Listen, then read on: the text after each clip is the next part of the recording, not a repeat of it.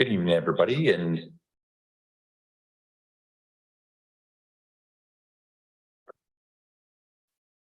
excellent. I just had to mute that. Thanks everybody for joining us for our City of Courtenay regular council meeting for May 31st, 2023. Just want to do a call to order and respectfully acknowledge that the land on which we're meeting is conducted on the unceded territory of the Comox First Nation, the traditional keepers of our land. Councillor Moore.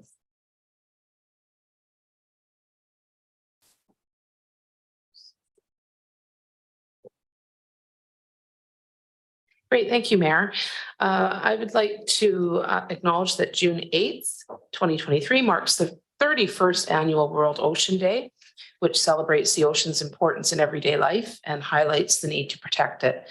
Canada and other countries have committed to protecting 30% of their ocean territory by 2030 to reverse nature loss, safeguard marine life, and to preserve a vital carbon sink that produces over half the world's oxygen.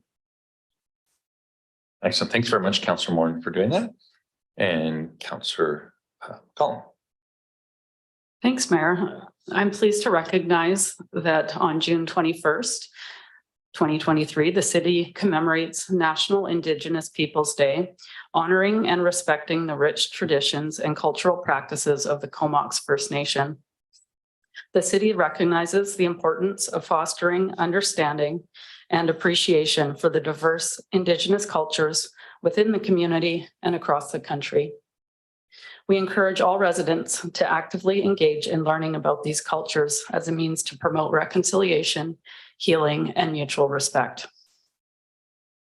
Excellent. Thanks, Councillor McCollum. And we will be talking about this later on tonight and then bringing this back on June 15th in support of the event that Comox First Nations will be putting on. Councillor Hillian.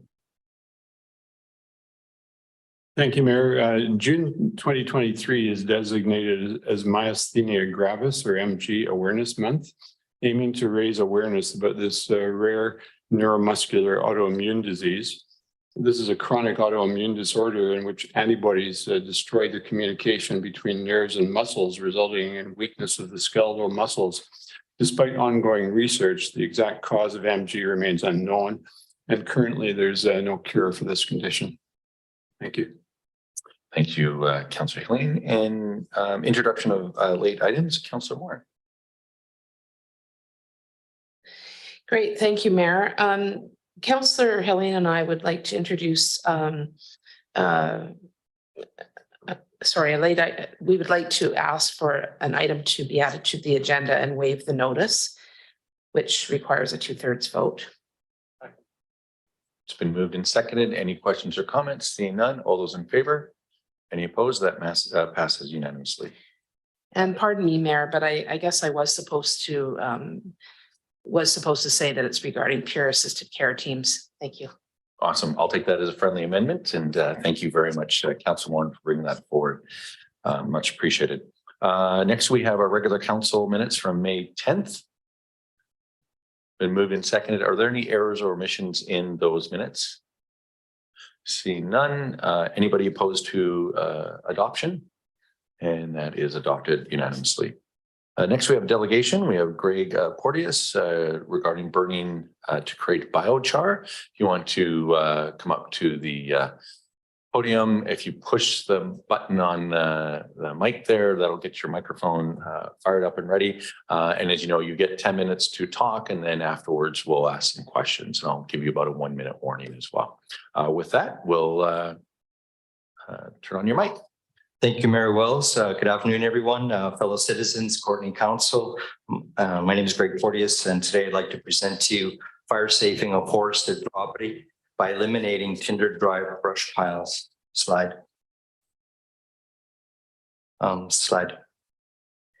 So as we all know, the forest fire hazard is quite a serious risk throughout our warmer months, especially now we have a fire up in Sayward that we are all quite aware of. And forest fires are often significantly worsened by the presence of large quantities of old, dead debris, woody debris that's lying on the ground. Removal of this buildup of old, dry, woody biomass is one of the best ways that we can fire safe a property. And that is my intention. So I'm referring to a property in Courtney. It's a 100-acre parcel that has many brush piles on it. Following are some pictures of the brush piles. Slide, please. Thank you. And this city is within the Courtney boundaries. Slide. So here's some of the brush piles. They're primarily made up of branches. And as you can see, they're piled underneath standing trees. Slide, please. Some of these have been here for years, and they, as you can see, the one on the right specifically is quite dry.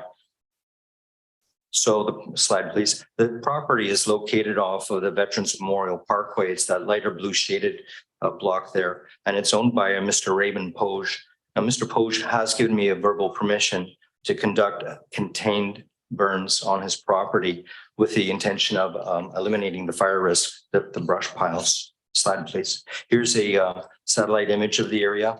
And well, it doesn't show up in the slide, but I'm sorry, I don't know why, but I had the boundaries marked out in there. All I was trying to point out with this is that there are other forested properties around the 100-acre parcel. And then around that, of course, we have homes, businesses, schools, the college, the aquatic center, you know, you name it. There's a lot going on there. So wildfire in this area would be quite devastating. I've also circled in yellow where there's a gravel pit on the property, which is important to my presentation. Slide, please. This is a picture of the gravel pit in the property. And you'd note that it's a very large clearing with sandy soil and road access. The road access being important for myself, for the owner, and of course for the fire department. Slide, please. So my request to council is to grant me conditional exemption to the fire law ban and to issue me a fire permit with the idea in mind that I can conduct contained burns on the property to eliminate the fire risk. Slide, please. Primary goal, of course, is to fire safe the property. The secondary goal would be the creation of biochar. Slide, please. Now, just quickly about biochar. Slide, please. It's defined as a charcoal produced from plant matter. And when it's stored in the soil, it's a means of removing carbon dioxide from the atmosphere in a carbon negative process. Slide, please. This is a picture of a contained burn biochar that's been converted from the woody biomass, burned and created the biochar, utilizing the steel walled kiln. Well, just a slide, please. So it happens that no, I think we missed a slide. That's one, yeah. So this is the biochar ring that I would use. It's mine, I own it, and I haven't used it yet. It's assembled on my property. You can sort of get an idea of the dimensions of it by looking at it there. It has an important design feature in that it's got a double wall, which creates an annular gap between the inner ring and the outer ring. And then there's a gap at the bottom. So when there's a fire in it, the heat attracts the air through the bottom gap, flows up through the sides, and then curls over into the top. And the top is the only access of the air to the burning mass. There's nowhere that it can get at it from the sides. There's nowhere that can get at it from the bottom. It either curls over the edges or it comes directly down from the top. That's very important in converting the wood to biochar. Another thing that it does is it creates a convective airflow, a very hot, like 600 degrees Celsius airflow, which takes the smoke from the fire and sucks it back into the fire, burning the smoke, which creates an exceedingly clean burn. Slide, please. Here's a little schematic diagram of how it works. The layer on the bottom is wood that's been converted through a process called pyrolysis to convert the wood to a pure charcoal carbon form. It's like 99% carbon. That's how we're sequestering the carbon. We're taking it from the wood, converting it to charcoal or biochar is the name for it. And then when that's applied to the soil, then you're sequestering that carbon into the soil. So this is a carbon negative process. Slide, please. There's just a picture of one in operation. You can see it'll handle large quantities. Slide, please. Here's a volunteer group from Sonoma County in California, the Potter Valley First Nations tribe, and they're there doing a burn. First, they're assembling the kiln. Secondly, they're applying the biomass into it. And then thirdly, they're igniting the burn. Now, the important thing here is that all the biomass is not burned at once. You could start with a certain amount, burn it down. When it's converted to charcoal, you add more, burn that down, add more in a successive layering. Slide, please. And then at the end, slide. Yeah, unfortunately, the videos that I brought won't play. Otherwise, we'd have a really great way to see the results of it. So next slide, please. So this is kind of the end of the process. It's quenched with water. When it's in the charcoal state, you do not allow it to burn through to ash because it will only sequester the carbon when you stop the burning process at the charcoal state. By adding water, you quench the fire, you cool it, take off the panel, rake it out, and then it's available to be applied to the soil. So let's get to the concerns, the biggest concern. Slide, please. I understand that council is very, very justifiably concerned about smoke and particulate being put into the air. Well, so am I. And this process, being such an extremely clean burn, will minimize that. I can't say that there's no smoke. I'd be a liar if I was to say that there is some smoke, but it's very minimal, a very, very small amount of smoke. Slide, please. Yeah, so this it would have been showing you it in process, but we'll have to skip that. So next slide, please. So this is the old way of doing it. Big slash piles, smoke, particulate, terrible. It's unnecessary. It doesn't have to be done this way. Next slide, please. So that's what I want to avoid. All right. Another way that the amount of smoke is produced is controlled by two factors. The first is the dryness of the wood. So if the wood is less than 20% moisture content, it will it will burn quite cleanly. The second is how you pile the wood on. If you smother the wood, it will obstruct the oxygen. You'll get a smoky burn. If you layer the wood on, and especially with the branches, because they're so open, the air can really get at it and burn very hot. And then again, with that convective airflow coming up over the sides, you get an extremely hot burn. And the convective airflow also tends to keep the burn closer to that mass rather than shooting up into the sky. I have done biochar burns before. I'll be honest, I haven't done it using this kiln.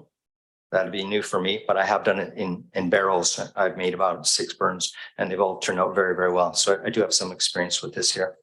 Slide, please. Second concern, of course, would be the fire safety. And now burning would only take place with the approval of the Courtenay Fire Chief and following his regulations, stipulations, and guidelines. The burns, as I showed you in a previous slide, would take place in a large, open, secluded area. In the event of a complete fire ban, of course, all bets are off. No fires would take place. I would always be attending the fire, never leaving it. And it's I also carry a 1,000-liter water tote on the back of my truck to douse any problems should they occur, but also to quench the fire at the end of the process. And that picture of the gravel pit shows you where the kiln would be placed. So it's a very large open clearing. There's no overhanging branches, and it's probably about 1 kilometer away from the closest neighbor. So any minimal amount of smoke that comes from this might be compared to the smoke one we get from their backyard barbecue. So the chances of it negatively affecting any neighbors are next to nothing. Burns only take place in the daytime. They don't go overnight, usually 5-6 hours, and you're done from start to finish. The slide, please. And again, slide, please. Yeah, so here's a picture of one in the operation. You can just see how clean it is. There's no noxious billowing clouds of smoke coming out of it. And you're at 1 minute. Okay. All right. So then I'll just jump to keep going on the slides again, until we get to many other benefit. Oh, okay. In summary, wildfire hazard is an ever-present threat to all of us. Utilizing this kiln, I can vastly reduce the hazardous woody debris piles. The burns would be in accordance with the fire department criteria. The kiln produces a very minimal smoke. It's an isolated location. The waste wood debris is converted through pyrolysis to biochar, which is very healthy as a soil amendment and in carbon sequestration. Also, this is a carbon negative endeavor, and this can be an opportunity for youth to fight climate change. Slide, please. So I see it as a 4-way win. The owner has his nuisance woody piles dealt with. The Courtenay has a serious wildfire risk mitigated. Our climate has tons of carbon removed from the atmosphere, and our forests and fields have improved soil structure, water holding capacity, and nutrient retention. Anytime. Thank you. All right.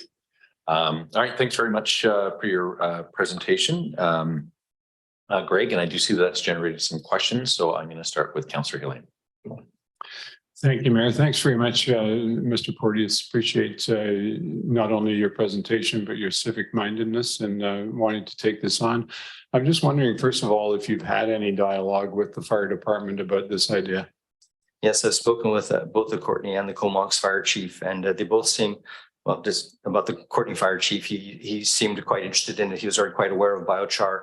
And it's many positive attributes, but he explained to me as a employee of the city, he's only there to enforce the rules. And if I needed or wanted any kind of a change or exemptions, then I need to come and speak with you. So I did forward this material to or similar material to him. So he's already somewhat aware of this whole discussion.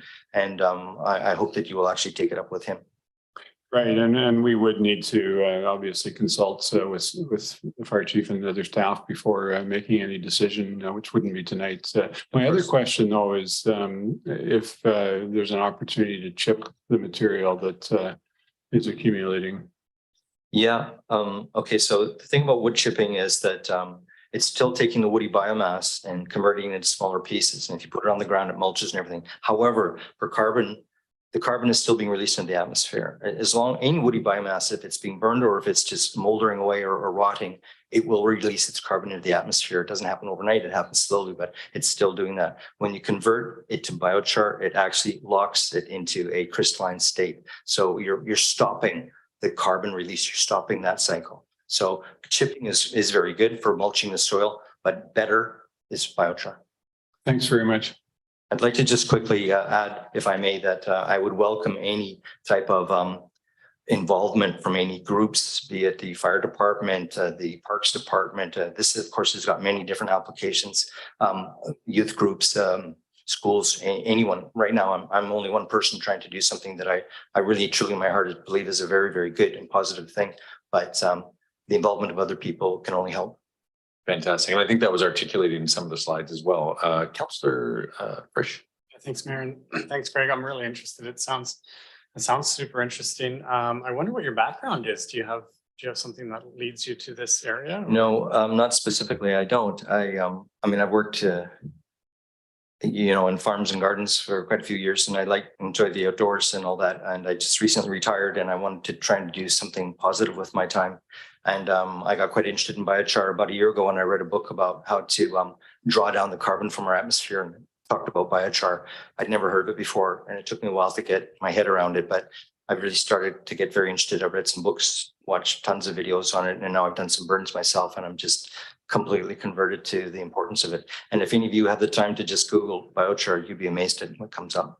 Yeah, and I have a little bit of experience with this kind of burning because I have a little fireplace that I take camping. But I'm a little confused because all the information I find on biochar kind of talks about like a low oxygen environment. And I know the kind of burning you're talking about is sort of like a high oxygen. Right. And so just on top of that, I'm wondering about the process. Like it sounds like you stop the burning at some point. Yeah, so that's a very good question, actually. So this goes back to the layering of the biomass into the kiln. Once you started the fire and burnt it down to just charcoal, not ash, but just charcoal, then you add more and let that burn down and repeat. And what that does is it smothers the bottom layers, but they're still extremely hot because you're quite right. The process of pyrolysis, you need to have your woody biomass and a very high temperature. Well, this is 600 to 700 degrees Celsius. And it's only the piles on the top that are burning the oxygen. So the oxygen gets burned up and consumed on the top of the pile. Everything that's underneath it is extremely hot and is being converted to biochar. And that's how it is. You might remember one of those slides, it showed an open kiln with, piles this high of biochar. That's how you do it, by the successive layering. You just keep layering it and it smothers what's below. So that is the absence of oxygen that one needs to complete the pyrolysis. Thanks. Can I have one more quick one? Sure. Yeah, I was just wondering about timing, time of the year. Sometimes it's been 29 degrees Celsius out. Is that a good time to do this, or is it something we might wait till the fall to? I mean, I'm sure the fire chief had some pretty strong opinions on that. I do believe it's a very safe process, actually, considering that it's contained, and I'm right there with a fire water hose, and it's out in the open. But I would certainly follow any guidelines by the fire chief if he was to say, okay, well, this sounds good, but not in the summer months, we'll do it in the fall. Fine. Fine. I'm open to that. Absolutely. Well, thanks for coming. Thank you. You're very welcome. Thanks, Councillor Frisch and Councillor McCollum. Thanks, Mayor, and thanks for the presentation. Yeah, this is not a topic I know a lot about, and I don't have a background in atmospheric chemistry. I wasn't aware that biochar was a better soil amendment than wood chips, so I definitely learned some things through your presentation, so thanks. What I'm wondering though is we have a service here for organics, and we need carbon in that process to fuel it, and we do accept carbon like from yard waste at the landfill. And so and I don't imagine that you're an expert on this either, but as a comparison, like why not just take woody debris to the landfill for organics processing rather than, I mean, that also creates a soil amendment and doesn't create any smoke. And I'm just wondering what the benefit or what the upside is. My other concern is that, we are, as a community, we're trying to encourage the rural areas to stop doing open burning because it does impact air quality and, it blows into neighborhoods. And creating another way for people to do backyard burning seems maybe like a confusing message for the public. So I'd need to have a really good understanding of why that would be better than simply taking it to the organics processing. Okay, I think there's two questions there. So the first is about why not just take it to the composting facility? And I would never speak against composting because I'm a great advocate of it. However, that's never going to happen on this guy's property because who's going to go and load it into a truck and then drive it out there? Is the city going to do that, or is he going to do that? The owner? No, it's a lot of work to get it out of the forest. So what I'm saying is we can do this on site. And as I said before, I do believe the biochar is superior to compost. But I'm not speaking against compost. I just think this is a better thing. And then the second thing is I totally understand that your feelings about, hey, we're working against backyard fires. This is a contained fire, and it is not just being a pile in the ground. It's actually being burned in a kiln where the airflow is being controlled. So as I am trying to emphasize that the smoke output is very, very minimal, and that's not going to happen on any kind of an open burn. So it's a little bit like apples and oranges. It's not the same as any backyard burn. Yeah, no, I did understand that from the presentation, but just the mixed messaging when it comes to what we're trying to put out to the public as a municipality. And we've put in quite a bit of time and effort in trying to educate the public around clean air practices. So there is a trade-off there, I guess, is the point that I'm making, that we're making a special permit, and the public isn't going to be privy to this informative presentation. So to me, that is necessarily going to play into how I feel about whether or not it's a good idea. The other question I had too was just on the watering at the end to stop the burning process. Would that not create quite a bit of smoke, or is that just steam? Steam, not smoke. Okay. No. All right. No. And if I can just say quickly about the general public and how they're going to receive this, I think that the virtuous benefits that I've described already are many, and that can quite easily be explained to people. We're sequestering carbon, we're dealing with a nuisance product and turning it into something that is of great value. And we're fire safing a property. There are so many advantages. It's really is a win-win situation. And would this qualify as category 1 fire in the kiln, or will you have to wait until the fire restrictions are changed? I'm not sure what it qualifies as. Because currently the coastal fire regulations is no category 2 or 3 fires. So this would have to be considered category 1, which I think is like a campfire, if I'm not mistaken. Well, it could be something that needs to wait until, that is more of an open playing field for me. Okay. In any event, I certainly hope you receive the information and think about it. And by all means, Google in biochar. Okay. Okay. Thank you. Thanks, Councillor McCollum and Councillor She'll occur. Yeah, thanks, Mayor. I'm wondering, can we put the my request slide back up? I think that is somewhere in the middle. And I'm guess, thanks for your presentation. I also learned a lot, quite interesting. I'm wondering if in your research, obviously you're a passionate person, if you know of any municipalities, because I believe the request is asking for an exemption. And if you've been able to, in your research, find any other municipalities that have provided exemptions for an activity like this. So is there an example in British Columbia of this being done? Not that I'm aware of. Okay. That's the way I know in the United States, it's being used a lot in Europe as well. It's biochar being made all around the world right now. So it's, I hope something you all hear a lot more about in the future. Thank you.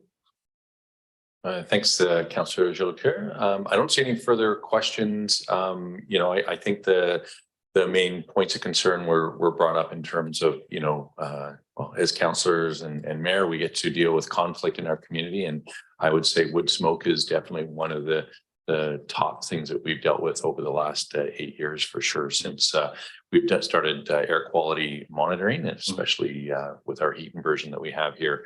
And sometimes there, even with data and information, it's a bit challenging, but I really do appreciate the information you brought to council today. As you've heard, we've all learned probably at least a couple of things, and it's been much appreciated. We don't actually make any decisions on the day of a delegation, but at a future date, it'll probably come back to council for further consideration. Right. With that, thanks so much. And thank you for your time. All right. Next we have Development Services Permit 2302, and I have Acting CAO. Our Acting City Manager, Susie Saunders. Sure. Thank you, Mayor, through to council, and Ms. Wade will introduce this item. Good afternoon, Mayor and Council. Should have been paying attention better. I have a conflict of interest. The applicant's my employer. If we're on, yeah. Yeah. 5.1.1. We'll call you back. Thanks, Councillor McCollum. Much appreciated. All right. Thanks very much. So before you today for consideration is a development variance permit to vary the height from 12 meters to 16 meters, and it is from the North Island College, and it's to accommodate their student housing development, which is 2 buildings, 4 stories. And the variance is to vary the roof line so that in the areas where it pops up above the 12 meters, it is where there's communal meeting areas for the student and the community and the college's use. And it is exempt from a development permit because it's in an institutional zone, and staff is recommending the development variance permit be issued. If you have any questions, I'm happy to answer them. Excellent. All right, and we do have some questions, so you may want to leave your microphone on. just they may come and maybe they won't, but we'll start with Councillor Frisch. Yeah, thanks, Mayor, and thanks, staff, for the report. I actually just wanted to move the motion, move that council issue development variance permit number 2302 for 2300 Ryan Road. Excellent. Any questions or comments? Seeing none, all those in favor? Any opposed? That passes unanimously. Thanks for leaving your microphone on. We'll bring back in Councillor McCollum and continue on.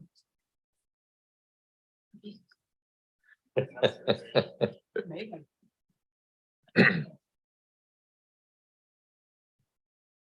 All right, next we have 5.1.2, the revitalization tax exemption for 995 England Avenue. Yeah, we can pass it right to staff, let them talk, and we can do that a little later on. And so I'll start with Acting City Manager Susie Saunders. Sure, thank you. And again, Ms. Wade will introduce this item.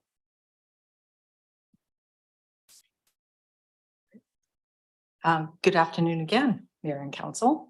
So before you today is the consideration of the city entering into a revitalization tax exemption agreement with the Canadian Community Housing Limited, and I won't read the rest of the legal stuff there. And I understand the applicant is here in the audience today as well, should council have any questions. The proposed building for 24 units lies in area 2 of the Downtown Courtney Revitalization Tax Exemption Bylaw and meets the eligibility for this exemption. It is to have 24 units of multi-residential housing in this area. And the tax exemption is based upon the assessed value of the improvements, which is a total of $105,974 over 5 years. And if there was any change in use in the property, then the tax exemption would no longer be valid. So I just wanted to identify that for council. And if you had any other questions, I'm happy to address them.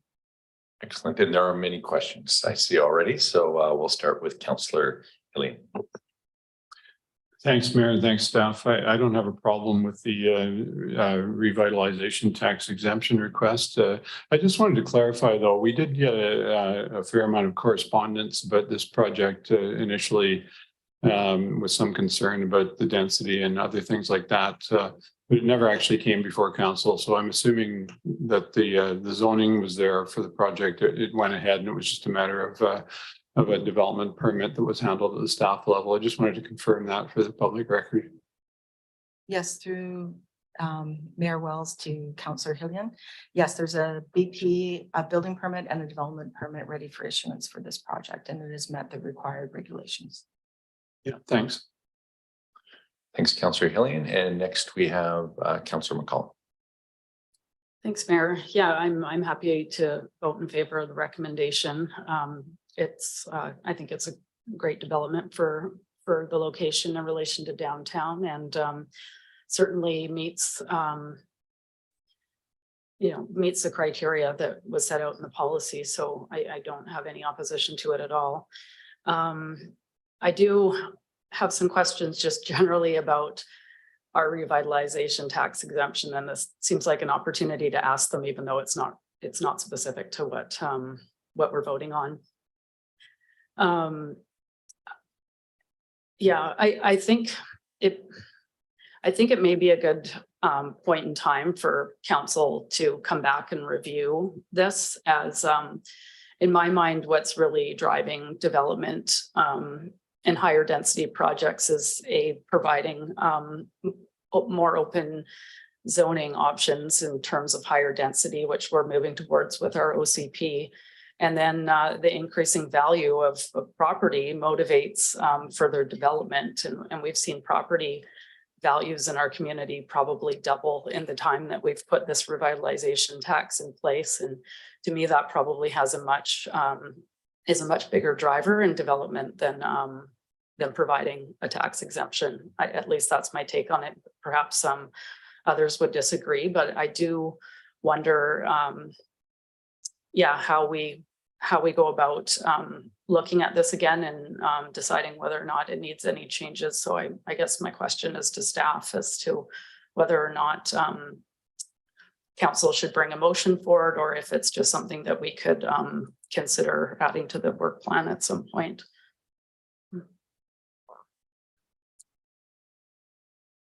Through Mayor Wells to Councillor McCollum, I think that staff could look at this and perhaps evaluate what needs to be done to review it and the guidance of the OCP and other items that you brought up. And then we could maybe report back to council with an analysis from staff about what I think I hear you saying is about the viability of this, and is this still a useful tool to be utilizing? Is that correct? Yeah, Okay. that's it exactly. I mean, I'm looking at the total of what we're waiving for taxes, and just, is that good value for money? I mean, that's basically lost revenue for the city, and if it is achieving our goals, then great. But if it's not, then maybe we should take a second look at it. And then just a quick question: are these intended to be rental units? Then I assume the owner's going to maintain ownership in order to receive the exemption. Is that? In regards to the actual ownership and the type of the units, as far as I know, there's been nothing stated about whether they're rental or they're for sale. So I don't know if the applicant who's here wants to address your question, but he could do that. They are rentals. Thank you. Excellent. And thanks for the question, Councillor McCollum. And I just got some advice that if we want to follow up, then what we can do is pass the motion as presented here and have a follow-up motion to do exactly what you're asking for. So, okay, thanks so much for that. And next we have Councillor Frisch. Thanks, Mayor. I'm pretty excited to see this come forward. Of course, I was on council when we put this incentive through, and I often ask myself the same question and have asked developers, how much of an incentive is it? Of course, there's a lot of things in play when you put together a big project. So I'm happy to see that this project is taking advantage of it. And, you know, potentially it could be an incentive for other developers to look at our downtown or more favorably than other areas.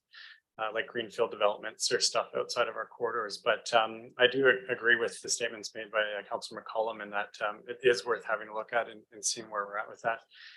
Other than that, really happy to support this exemption for their project. Thanks. Thanks, Councillor Frisch and Councillor Jolicoeur. Yeah, thanks, Mayor. And I'll save my one comment for when we have the next conversation, but really just wanted to say my appreciation for developers who are willing to add density, rental density in our downtown core. We're hearing pretty frequently from citizens that they are looking to be closer to the amenities that excite them, that serve them, closer to their workplaces, closer to schools. So I'm really excited to see these rental units coming on the market. Thanks. Thanks, Councillor Jolicoeur. Councillor Hilling. I'll move the resolution, Mayor, that the city enter into a revitalization tax exemption agreement with Canadian Community Housing and on as it is stated in the agenda. It's been moved and seconded. We've had some good discussion. Any further questions or comments? Seeing none, all those in favor? Any opposed? And that passes unanimously. And a follow-up motion, Councillor McCollum. Yeah, thanks, Mayor. I'd just like to move that we ask staff to bring back a report on the use of the revitalization tax exemption and its effectiveness and possible improvements to the policy. All right, Does that and work? I'll look to staff if that, I mean, there's been discussion, so I think that if we're getting some nods there. All right, and Can I just say yep, one you want to thing? speak to it? Yeah. Just as while we're on the discussion, although I think I've said most of what I need to say is, in addition to this, when we're looking at it, it would be useful to know if there are other types of policy measures that we could put in place that would make our downtown more attractive to development that is possibly not the property tax exemption. And the first thing that comes to mind is just prioritizing, and maybe we do internally, but don't have a policy on it, is you know, prioritizing applications or building permits. And yeah, maybe there's things to help move things along more quickly in that core rather than yeah, waiving taxes. Thanks.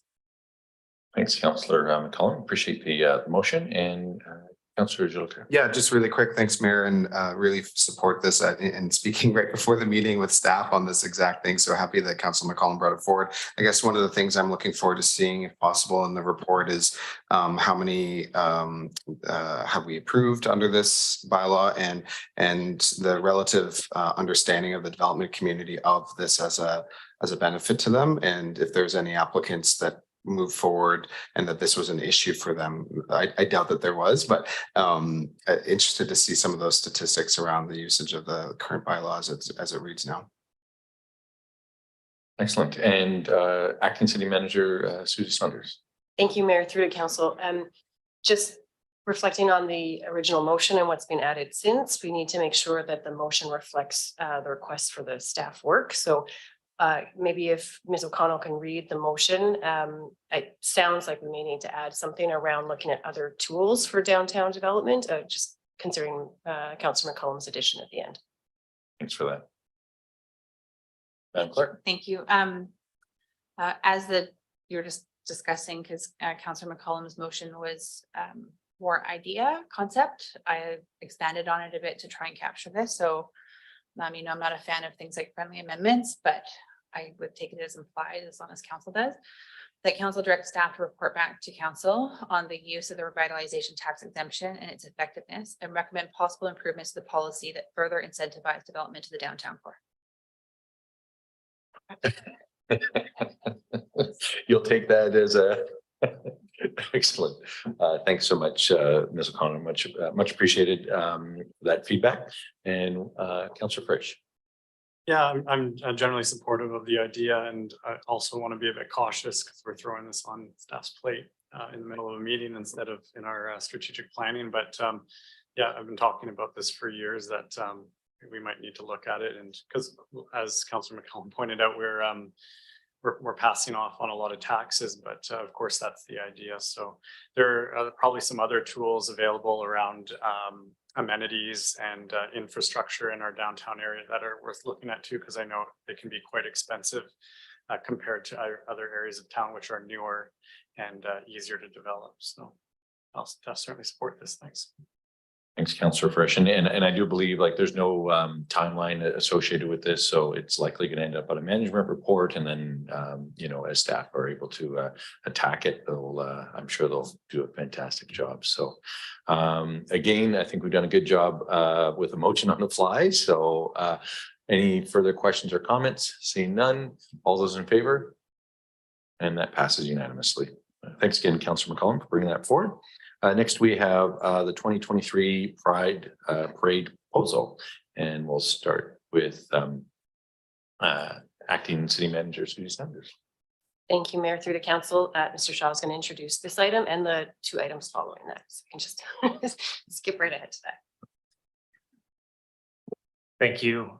Through the acting city manager to mayor and council, I'm pleased to present staff report 2023 Pride Parade proposal. Say that 3 times fast. The purpose of this report is to seek council's approval for the 2023 Pride Parade event. Celebrating diversity is a long-standing tradition in Courtenay and the Comox Valley, and Pride season is a term that refers to a wide range of Pride events that take place over the summer from June to September.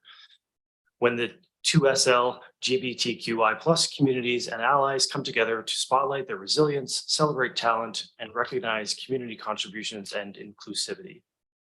This year, the Queer Culture Weekend is suggested to begin with the City Courtenay's first Pride Parade event and is proposed as scheduled for Saturday, August 26th, 2023. The Pride Parade is proposed to use 5th Street for the parade route led by Queer Culture, with Sims Park is booked by the Comox Valley Pride for the events following the parade event. The event permit is required for a closure of the 5th Street from 11 a.m. to 1:30 p.m., including the bridge. So from Harmston Avenue to Sims Park, including the use of the bridge throughout the parade itself. There is a letter of request from Queer Culture that is attached to this, as well as a letter of support from the DCBIA for the event on that day. With that, I'm happy to take any questions council may have. Fantastic. Thanks for that. And great to hear they've got that letter of support from the BIA. I know, well, the sidewalk was just painted yesterday, so maybe take the opportunity to thank staff for doing such a great job. Councillor Hillian. Thanks, Mayor. I'll move that council approves the temporary road closure of 5th Street on Saturday, August 26, 2023 from 11 to 1:30, including the 5th Street Bridge for use by Queer Culture upon receipt of all applicable documents. Okay, it's been moved and seconded. Any further questions or comments? Seeing none, all those in favor? Any opposed? That passes unanimously.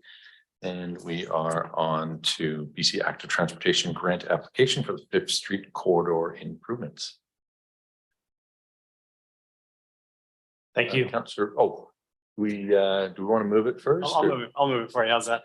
I'll move that council direct staff to submit an application for grant funding to extend the 5th Street bike lanes as parking protected bike lanes and to make pedestrian improvements on 5th Street at Woods Avenue and Stewart Avenue intersection through the BC Active Transportation Infrastructure Grant Program, and that council supports resources to manage and deliver the project and commits any funds associated, ineligible costs or potential cost overruns. Okay, seconded. Excellent. Back to you, Mr. Shaw. Thank you. Again, through the acting city manager to mayor and council, I'm pleased to present staff report BC Active Transportation Grant application for the 5th Street corridor improvements. The purpose of the report is to seek council's approval for application for grant funding for the extension of the Fifth Street bike lanes from Menzies Ave to Willamar Avenue through the BC Active Transportation Infrastructure Grant Program. The city has shown quite successful through the application of these processes, as well as demonstrated that this is an extension of the existing Fifth Street project that would be in a painted format with the curb extension at the intersection of Woods and Stewart on Fifth to reduce crossing distance and improve sightlines and safety for those users at that particular intersection. As you are aware, it's a 50% funding based on the population volumes for our community. And we would suggest that the application be proceeded through this September when the application process opens for the city. The city is allowed 2 applications, and this would run in parallel to a reapplication for the Lake Trail MUP. With that, I'm happy to take any questions. Thanks so much. Councillor Frisch. Yeah, thanks. Thanks to staff for what looks like a great design and bringing this forward. You know, at $400,000, it's actually in the inexpensive side of infrastructure on our streets. I just had one sort of thought about sort of the end of the bike lane when it comes out onto Willamar and to that intersection at 10th Street. And I don't want to get into the weeds too much, but it kind of leaves people who are going straight through it in a maybe a difficult situation because there's not all that extra paint and support for them, you know, those people going straight through the intersection. So I'm just going to throw it out. I wonder if there's something we can do to sort of point that it continues on to Willamar at some point as well. Other than that, I think it looks really safe and look forward to hoping we get some money for this. Great. Thank you for that. Thanks, Councillor Frisch, and Councillor McCollum. Thanks, Mayor, and thanks to staff for this report. Yeah, happy to see another grant application making its way through our processes. Given the success that we've had through this over the last 4 years, I'm hopeful that we'll have some more.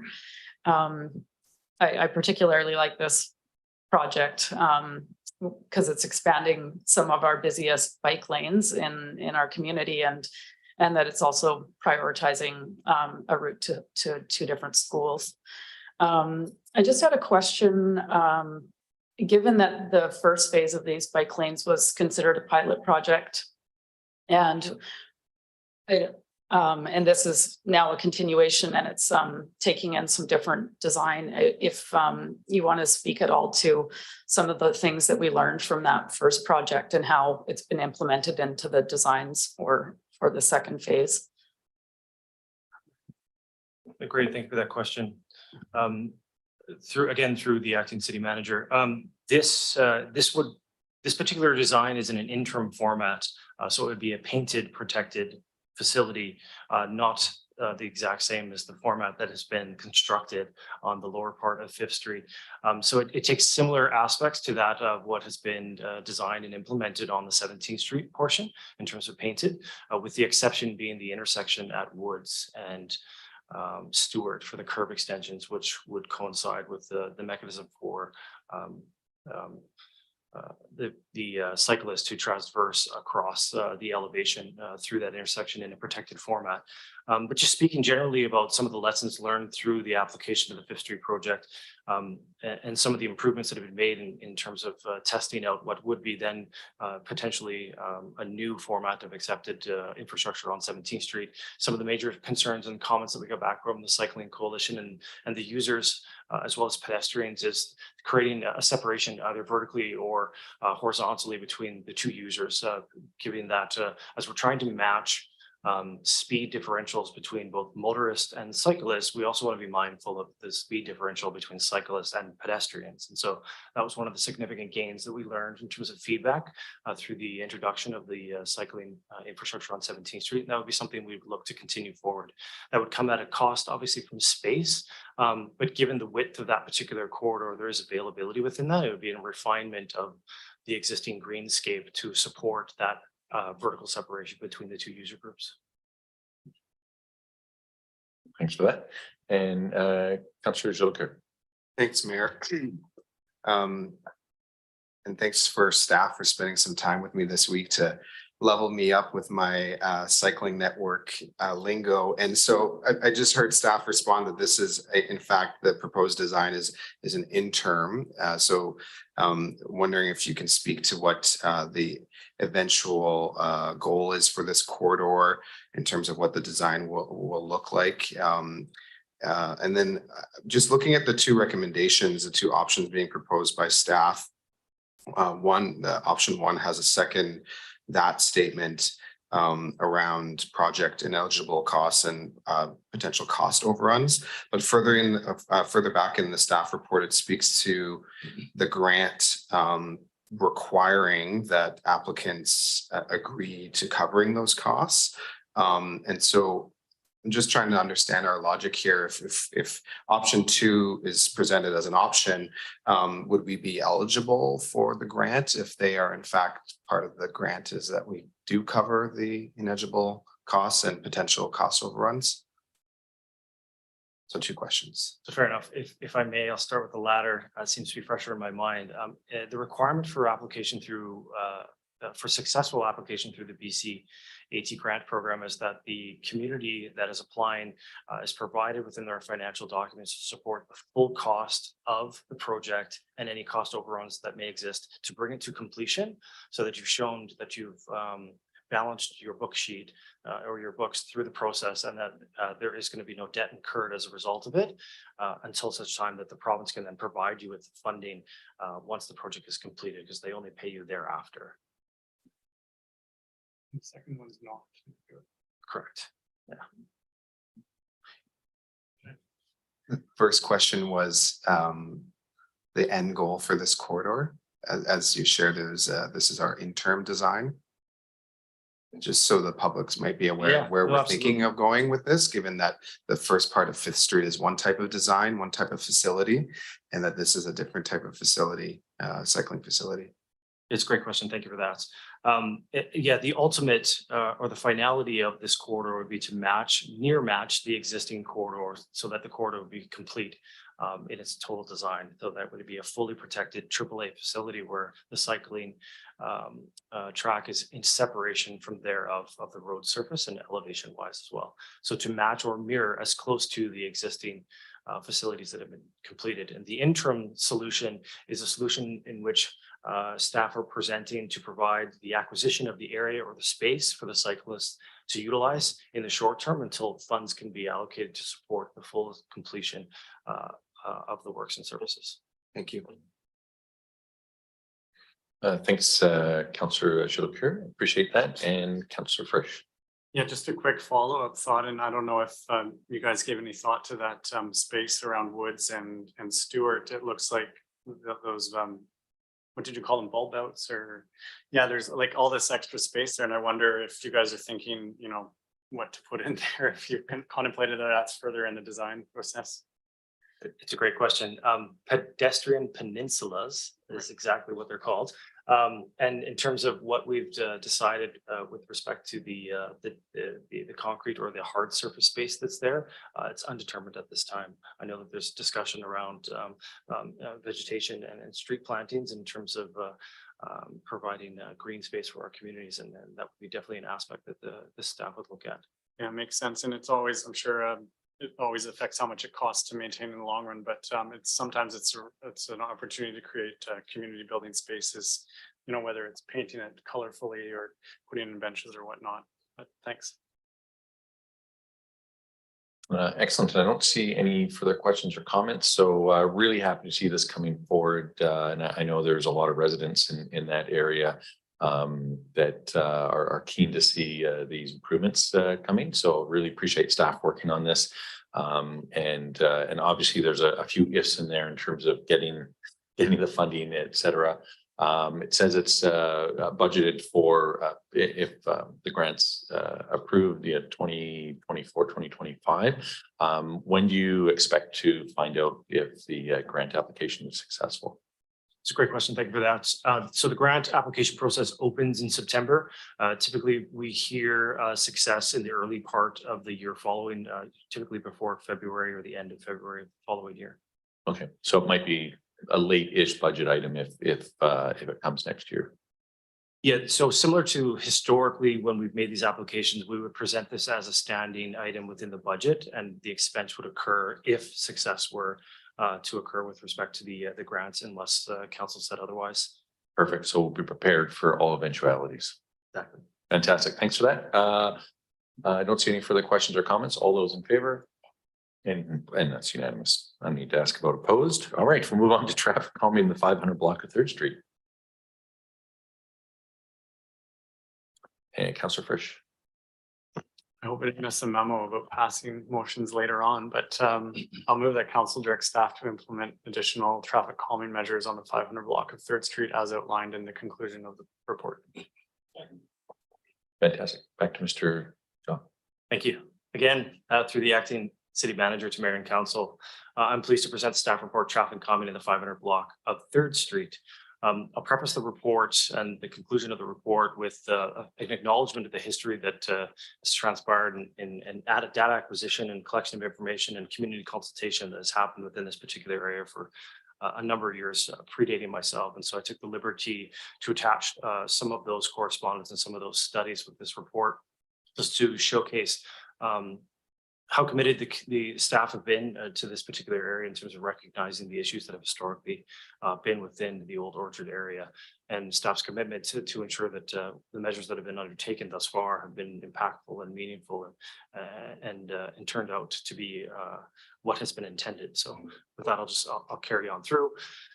The purpose of the report is to provide council with information with respect to concerns received from the residents regarding traffic safety in the 500 block of Third Street, and in response to the delegation of the local residents and direction of council's Public Works Services conducted a review of the road safety characteristics of the 500 block of Third Street between Harmston Avenue and Fitzgerald. A map of the area is included in Schedule A. I'll offer that the report in itself goes through quite a bit of detail, and this is really just to a precursor in terms of what's hopefully expected from staff in response to traffic calming requests in the future as we prepare our reports for a policy of traffic calming. We wanted to make sure that the outcome of that policy would be reflected within the reports and the structure of the report as information received. So it's fairly fulsome in its review and fairly detailed in terms of the analysis of all aspects with respect to infrastructure in the area that the staff undertook. The analysis itself and the results, as well as the comparative numbers of the historical reviews, are included in the body of the report for your consideration. A few key takeaways since the installation of the traffic calming measures in 2006. All recordable metrics have improved. Collision speed, traffic volumes, all remain lower today than was recorded historically, including a review of 2016. I say that, but I acknowledge through the Fifth Street Bridge project, there was some new avenues of exit within the downtown core that had developed, and there was trends that had developed. And so we want to be mindful of those trends. And the timing of the report is to acknowledge the opportunity for those trends to reset. That was the hope that post reopening the Fifth Street Bridge, that habits would revert back to their former and not to continue on. And that was what we had hoped. So generally speaking, traffic calming seeks to ensure that measures are introduced at locations where we know the majority of drivers are traveling at speeds in excess of the speed limit. This to the degree where traffic calming would be expected to provide measurable reductions. And so based on the data available at the time of the analytics, the numbers in terms of speed, 85th percentile is what we typically measure. So that's 85% of all traveling vehicles on one roadway. And we measure that as an average, are still well below the posted speed limit, and they range between 37 and 41 kilometers an hour. And the total vehicle count is around 350. So comparatively to that 20 years ago, in 2003 to 2004, it was around roughly 860 on average per day. And so there's quite a bit of reduction in that. So these numbers are good. They're favorable. They showcase that trends have returned. The traffic calming measure is still impactful. That said, there's always in terms of improvement. We don't want to look at this in terms of just a warrant structure review to say it's A, B, C, and the outcome is D, but rather we want to look at from a vision zero perspective to try and continue to influence to ensure that people are using our roads in a safe mechanism. And so you'll see through the conclusion of the report, one of the recommendations to put delineators out at the existing traffic circle that's located on Fitzgerald to force the movement to be much more that fluid in terms of what you would see on the traffic circle at Duncan. Right now, it's just simply painted gore. And so you can travel or traverse over that in any shape or form. If there was a delineator or barrier, it would actually force the fluid movement. We've conversed with our friends at Fire to ensure that the impact of that wouldn't have any impact in terms of their response, emergency services buses, and they would all be able to traverse those curb extensions. But the average daily user would then actually have to move out and make that fluid movement around that traffic circle, causing again an opportunity for reduction in speed through the corridor. So with that, I'm happy to take any questions. Excellent. Thanks for that. Councillor. Oh.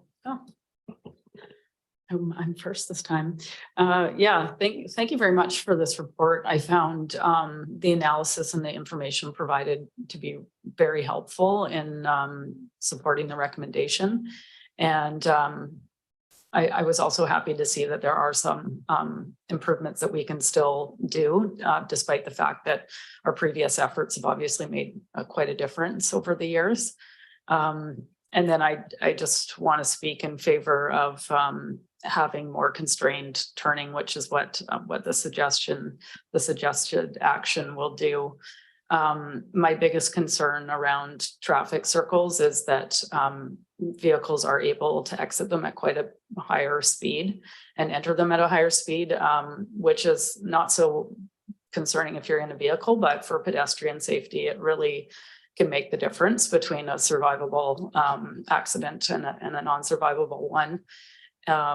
And given that this is a residential area with quite a bit of pedestrian traffic and we're opening up a park in that area, we do need to be mindful that the vehicles that are driving through these intersections are going at a speed that they're not likely to kill somebody.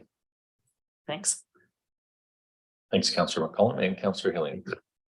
Thank you, Mayor, and thanks to staff for a very thorough report. A lot of detail provided, which will hopefully be reassuring to the residents on the street.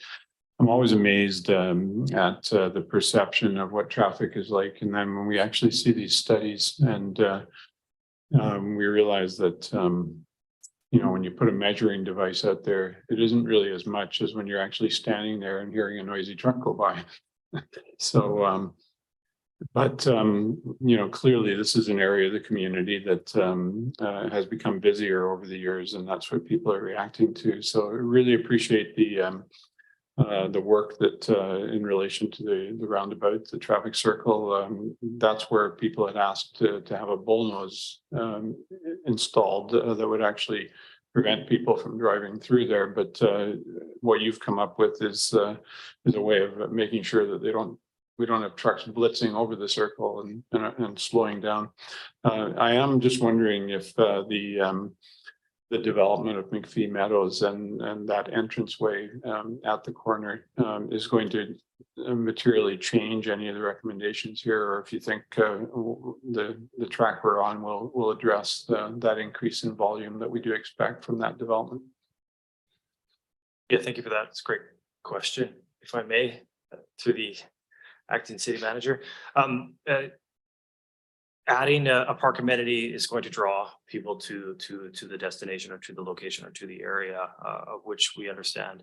I cannot speak on behalf of the project team that's currently doing the design, but I am aware that as they start and continue to improve that design to bring it to its finality, there will be a consideration for the current infrastructure there in terms of sidewalks and parking availability, and through best practice and through conversation and consultation with those teams, they understand that road surface widths as they currently reside, being as wide as they are, have the potential to allow vehicles to travel at a higher rate of speed than we may wish them to. And so as that design starts to unravel and we look at the road surface and creating parking or additional sidewalks for access egress, a reduction in the total road surface would be a recommendation through that process. As I said, it's an evolving process. It's one that's in flow, but it's one that has been had in terms of consultation. And Mr. Davidson and myself have had many conversations with respect to what's transpired here today, what the historics of it, somewhat of the community expectations in terms of the old orchard, and maintaining that feel and including those within the design aspects. Thanks for that. And I would just say that the time from when this originally came to council to when the report comes today. You've actually been busy with implementing steps during that period of time, and it's been noticed by the people in the community, and I have a note of appreciation in that regard today. So I think it's a good example of staff being proactive, and not that, you know, we could have just sat on making any improvements until the report was done, but the fact that you've worked hand in hand with both processes, I think is totally commendable. So thanks for that. And acting city manager. Thank you, Mayor. Through to council, just to acknowledge that Mr. Davidson is on the meeting, so he's available to answer any follow-up questions related to the McPhee Meadows development and planning. So if there's any additional information required, we can call on Mr. Davidson. All right, thanks for that. And Councillor Jolker. Well, because you offered, I have a question in follow-up to Mr. Shaw's comments around the design process and Councillor Hillian's raising concerns. I think we've all heard from residents who are both simultaneously excited about the amenity of a park in their neighborhood, but also reasonably concerned about the impacts of traffic and speeding, as has been stated in the width of the road. I guess my questions around process for Mr. Davidson and to city staff more broadly. When the McPhee Meadow project moves forward and the design comes to council, before the park is opened, will we be presented with options related to mitigation of potential impacts on traffic and speed in the neighborhood as part of the project? Or is that something that is being looked at after the park is open, after the amenity is opened? Yes, thank you very much for the question. Excellent question through the CAO to Mayor and Council. That's something that will be looked at during the design phase for the project. So we've recently completed our 50% design. We're very close to launching into our community engagement process. So once we've completed that and summarized it, we do hope to come back to council for a check-in with the design to present options and seek further direction before proceeding into finalizing design and construction, of course.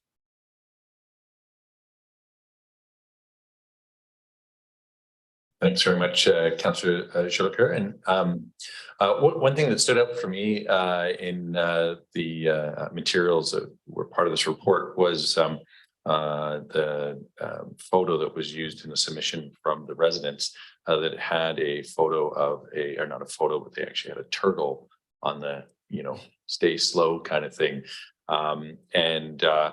I wondered, one, if that's something that's even in compliance, but it reminded me of how effective the signage that our own public works signage folks had made during the pandemic downtown Courtenay, and how, you know, doing something that you know, hopefully isn't, you know, is within the sort of road specs and guidelines, but attracts people's attention in a way as well. So.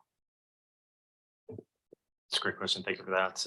Obviously, when we're talking about traffic and roads, we're going to be compliant with Transportation Canada guidelines and TAC recommendations with respect to the conformity, the visualness, the size, and the placement of those signs.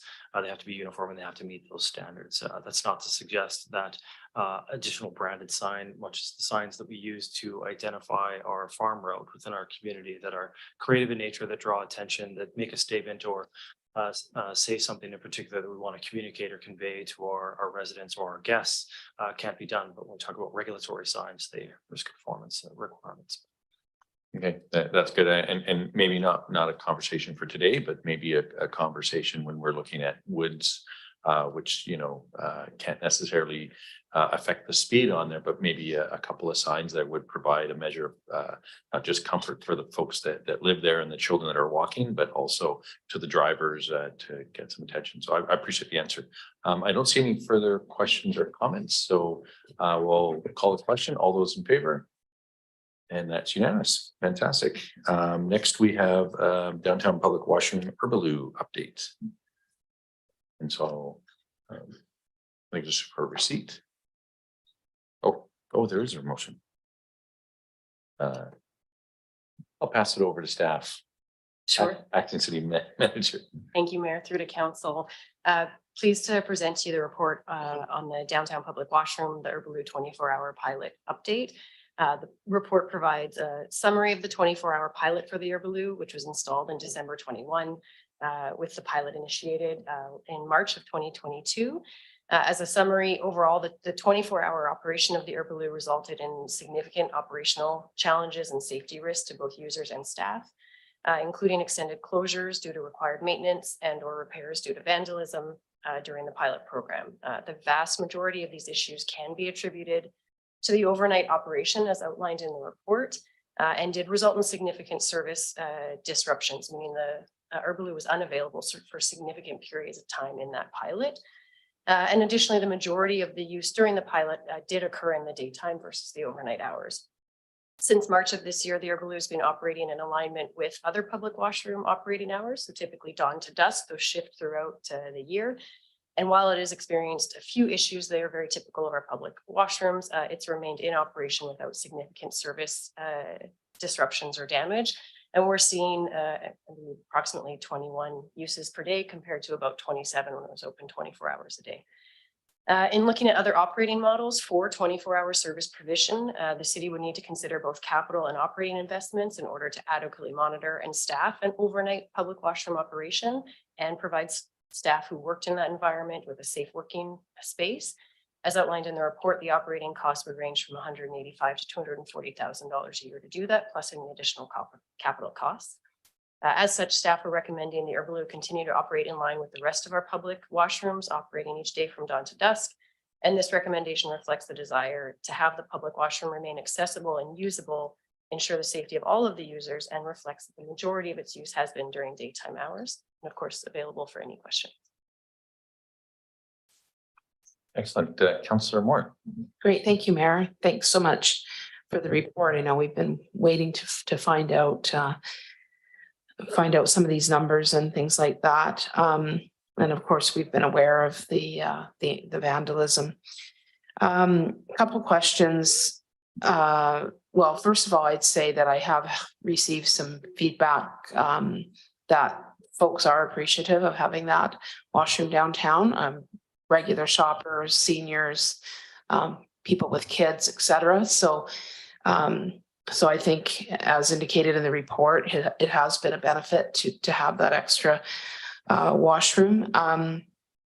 And I guess I'm wondering a little bit about if there's any, and there's a lot of numbers presented in the report, but if we've gathered any qualitative information in terms of just feedback from downtown business, from the nonprofits that operate, any folks who are unhoused in the community, that kind of thing. And the reason I ask is, you know, we have had some reports recently from downtown that there still are some issues overnight with, well, we don't know whether it's overnight. I'm assuming that it's overnight with people unfortunately not utilizing the Urbaloo. I guess I'm trying to get a sense of what could be provided overnight if we do reduce these hours that would actually be utilized. And you know, I did see in the report when communicating with the City of Vancouver some of the things that they've implemented, like installation of a washroom trailer connected to a nonprofit that contracts.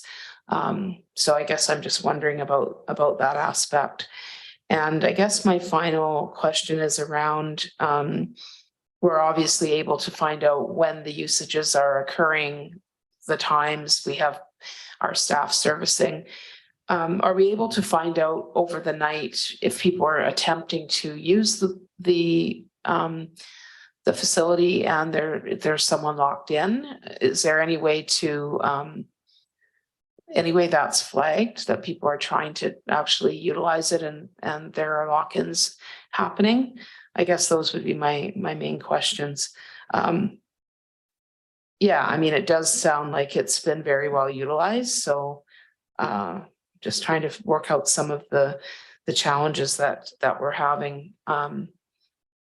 And whether we've had any connection with some of the the users of the facility for some of that qualitative information. Thank you. Thank you, Councillor Moran. For a couple of your questions, I'm going to pass it over to Mr. Shaw just to speak to the lock-in and the access at nighttime. And also, if you're able to speak to any feedback from the BIA, I don't know if you are, and then I can follow up on the remainder of your questions. Great, thank you for that. Through the acting city manager, to mayor and council. So while the station was open 24 hours a day, the Public Works Services had installed a connection to our SCADA system, which is our system controls and data acquisition system, which relays information to a trend format where we can actually manage. And that's where a lot of the statistics and the graphs came out. So we're able to tell and when people actually use the Herbaloo by the amount of time that the personal lock latch was, so the in-use latch was connected. And so there was a magnet mechanism there that allowed us to track it. So when it was closed, and we knew the duration of time it was closed. So that's how we were able to get the number of usage and the duration of use and the time of use. And so the average use was between 7 and 11 minutes. And then beyond that was considered someone that was locked into the facility. And so there was no alarm mechanism that was developed from that in terms of a response, but we were able to track that and then report that out to our security team that was out there 4 times a night to look after the area and to try to connect and communicate with individuals that may have locked the door for a duration of time. So it was quite useful in terms of information, providing analytics in terms of how it was being used, when it was being used, and if it was being used simply for a short term or for a long-term use. Thank you, Mr. Shaw, and through the mayor to Councillor Moran to answer the remainder of your questions. If I missed one, please let me know. We did also, anytime our security team did a check and someone was in there, obviously they would do their best to encourage them to leave during a lock-in. Lock-ins are actually only captured for capture where folks were in there for more than an hour, so a significant period of time. And in the rare circumstance, our CMP would have to be called to assist with having someone leave the Herbaloo. In terms of consultation for qualitative feedback, we haven't consulted with the DCBIA. In terms of conversations with nonprofits, there is reference in there to, and this will speak a little bit to your questions about other considerations for overnight, is involvement of peers, which is a key piece of overnight washroom provision, is making sure that there are individuals with lived experience at the site supporting. The feedback from the nonprofits we spoke to is the site is isolated. It is not close to nonprofits, and without a safe working environment, that would not be an appropriate work site and without those amenities. And I think one of the challenges is outlined in the report with the 24-hour operation of any washroom, especially one that is isolated and individual, is that there is significant risk of harm to the individuals using that washroom.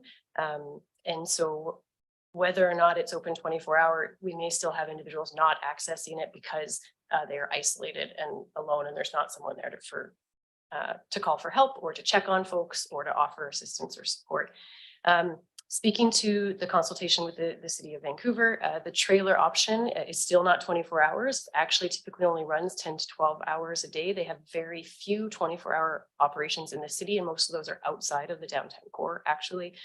And in all of those cases, a similar cost apply, $180,000 to $200,000+ a year for 10 to 12 hours a day of staffing, plus whichever capital costs. So significant financial considerations.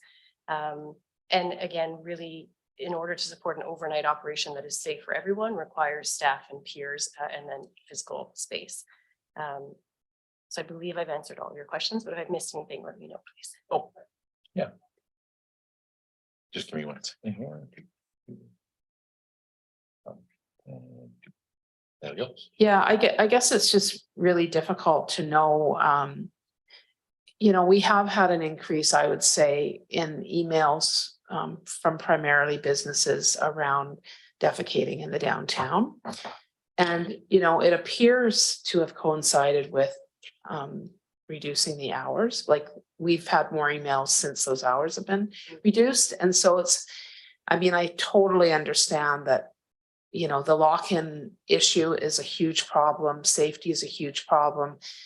But I guess that's why I'm wondering, you know, just around that qualitative information, like what are the barriers I mean, it's a very personal thing, obviously, and folks who are unhoused are already experiencing a multitude of challenges. And I guess I'm just wondering if if the issue of people not having a place to go to the bathroom will escalate with reduced hours. And I mean, I don't really know what the answer is because all the things outlined in the report, the costs, the safety, et cetera. But just bringing that up, that I have noticed there's been more reports of that since the hours have decreased. Thanks. Thank you, Councillor Moore. Through the mayor to council to answer that question. I can share that some conversations with nonprofits, there's, I guess, two items that I'll share in that relation. Distance is a substantial piece of that. And so while the Herbaloo is relatively centrally located, it may not be close enough for the individuals who need it in, overnight. And so that may be why we will continue to see folks needing to use the washroom in public space. Even if the Herbaloo was open overnight, distance is an issue.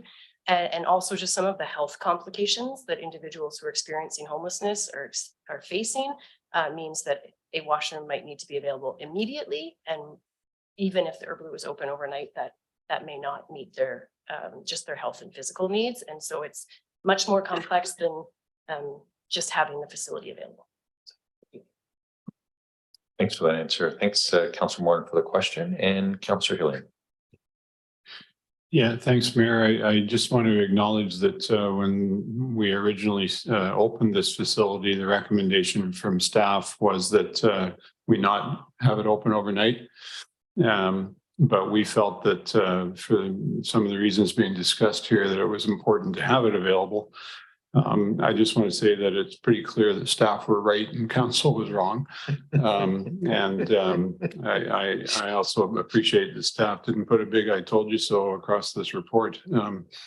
But I have to say that I'm incredibly disappointed with how this has turned out.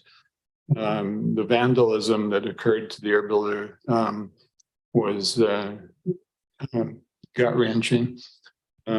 It came at a time when it felt like everything that we were trying to do to improve the situation of people on the streets was perhaps even making things worse. So it's been very discouraging, but I think the recommendation that we have here is a good one, and I certainly support it. I want to follow up on what Councillor Moran has raised about the complaints that we continue to get about businesses that arrive in the morning to find that somebody's defecated in their doorway or behind their building. And we've had some inquiries with regards to that it may be people who've been barred from the Connect Center, which presumably was also made available to prevent that sort of thing from happening. I'm wondering if we ever would consider putting up a porta potty at some place in that area. When I met with the group of people with lived experience who meets at the library at noon on Fridays and asked about this, one individual spoke of having broken into the Herbaloo 30 times to Narcan someone. And somebody else said that, well, if you put a porta potty up and it gets vandalized, at least you didn't spend $200,000 to build it in the first place. So I appreciate that the very reason we went with this facility was because typically what happens to porta potties is that they get destroyed. But I'm wondering if, given this experience, if there may be an argument for taking another look at that. Thank you, Councillor Hillian. Through the mayor to council, of course, staff can be directed to look at whatever you'd like. What I would say is that a porta potty would not address not address any of the risk of harm that we're seeing with an overnight operation of the Herbaloo, and would actually likely increase those risks of harm. Having done this work before in previous cities, there are ways to sort of amend or renovate porta potties to try and address safety concerns. However, they still pose significant risk related to overdose, violence, assault, and considerable risk around vandalism. They're highly flammable, So arson is a significant risk. And I don't think we would see any improvement in access to service overnight because the washroom would be out of service very quickly and pose all the same risks. So I think the conversation of overnight public washroom access really is a conversation of sort of investment and what council is interested in investing in that. And then, of course, working with our partners in BC Housing, looking at shelter and housing, because that's really the solution to folks needing access to washrooms overnight. Thanks, Councillor Hillian, for your question, and Councillor Jolicoeur. Thanks, Mayor. Yeah, I appreciate our acting city manager using the word complex a few times. I feel that this is a very complex issue. It's one of these things that we've been spending a lot of time and a lot of our effort in trying to figure out how to support basic needs of our citizens. Feel quite conflicted with this. I too got to spend some time with some of the individuals with lived experience over numerous occasions during the closure of the Herbaloo at the beginning of the year. Most of them were quite upset and were quite disappointed that others in the community had caused damage to something that was providing them a dignified place to use a washroom. And so, in support of Councillor Hillian's comments, quite heartbreaking to know that we've spent a lot of time trying to provide something and maybe it's not necessarily given us the outcome that we wanted. I also want to acknowledge the impact. It's kind of, you can read between the lines in the staff report around the impact that this has had on staff. I imagine a lot of emergency calls, a lot of, it's references, calls to the RCMP. This is hard work. And so I just want to acknowledge the impact on staff as we continue to support individuals in our community who have varying degrees of challenges. And I want to also acknowledge the diligency with this report. As much as part of me wants to see it open 24 hours, the data is quite clear, and the efforts in seeing what other municipalities have done as it relates to providing public washrooms for individuals. I guess one of the questions I have is more of an asset question. It references some of the issues as it relates to lock-ins. And just in my travels across British Columbia, seeing different assets as it relates to public washrooms, and it references here, I think in Vancouver, automated washrooms. And I guess I'm just going to put it out here. Do we have the right asset? Has there been an assessment that the asset that we currently have is appropriate for the purposes that we're looking to provide for individuals who have challenges? I heard Mr. Shaw speak about the lock mechanism, and I've seen washrooms with strobe lights and loud noises to get people to move on. So question around the asset, question probably to our acting city manager. It references here, and I appreciate some of the costings always moving, but it references the kiosk option as not necessarily being fleshed out in terms of costs, but then further down, it gives us a larger cost of the total year-to-year operation of 180 to 240. And I'm actually genuinely curious about this kiosk option as a physical asset, and if there's been any further updates around the costs related to that.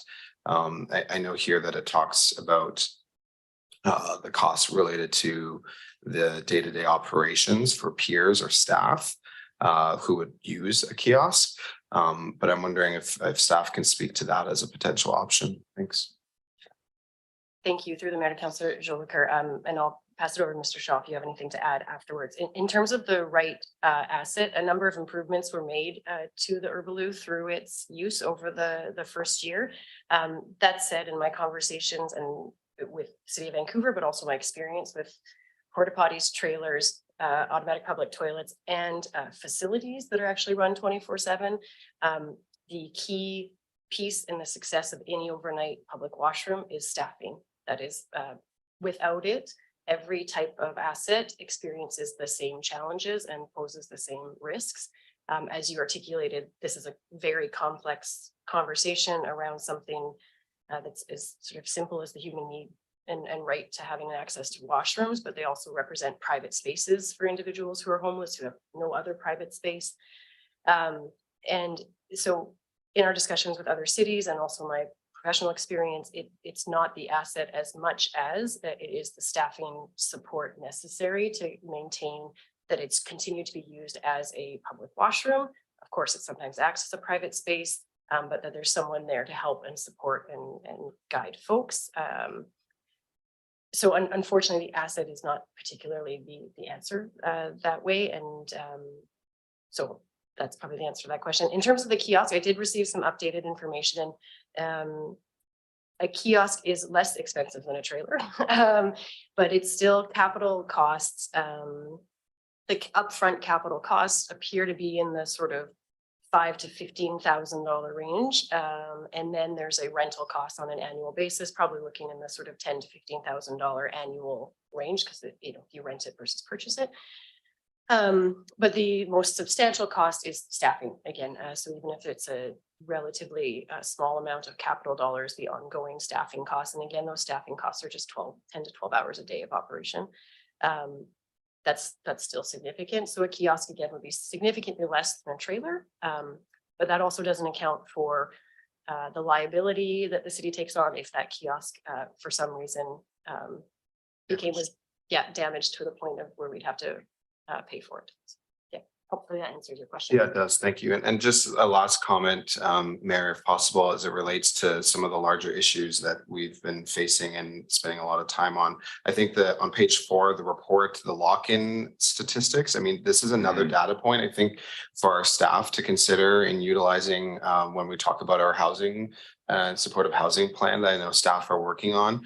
And also in our conversations politically that, it's quite obvious that in a short period of time, 151 individuals felt the need to lock themselves into a secure place overnight. Another reason why we need to have more shelter for people. Thank you.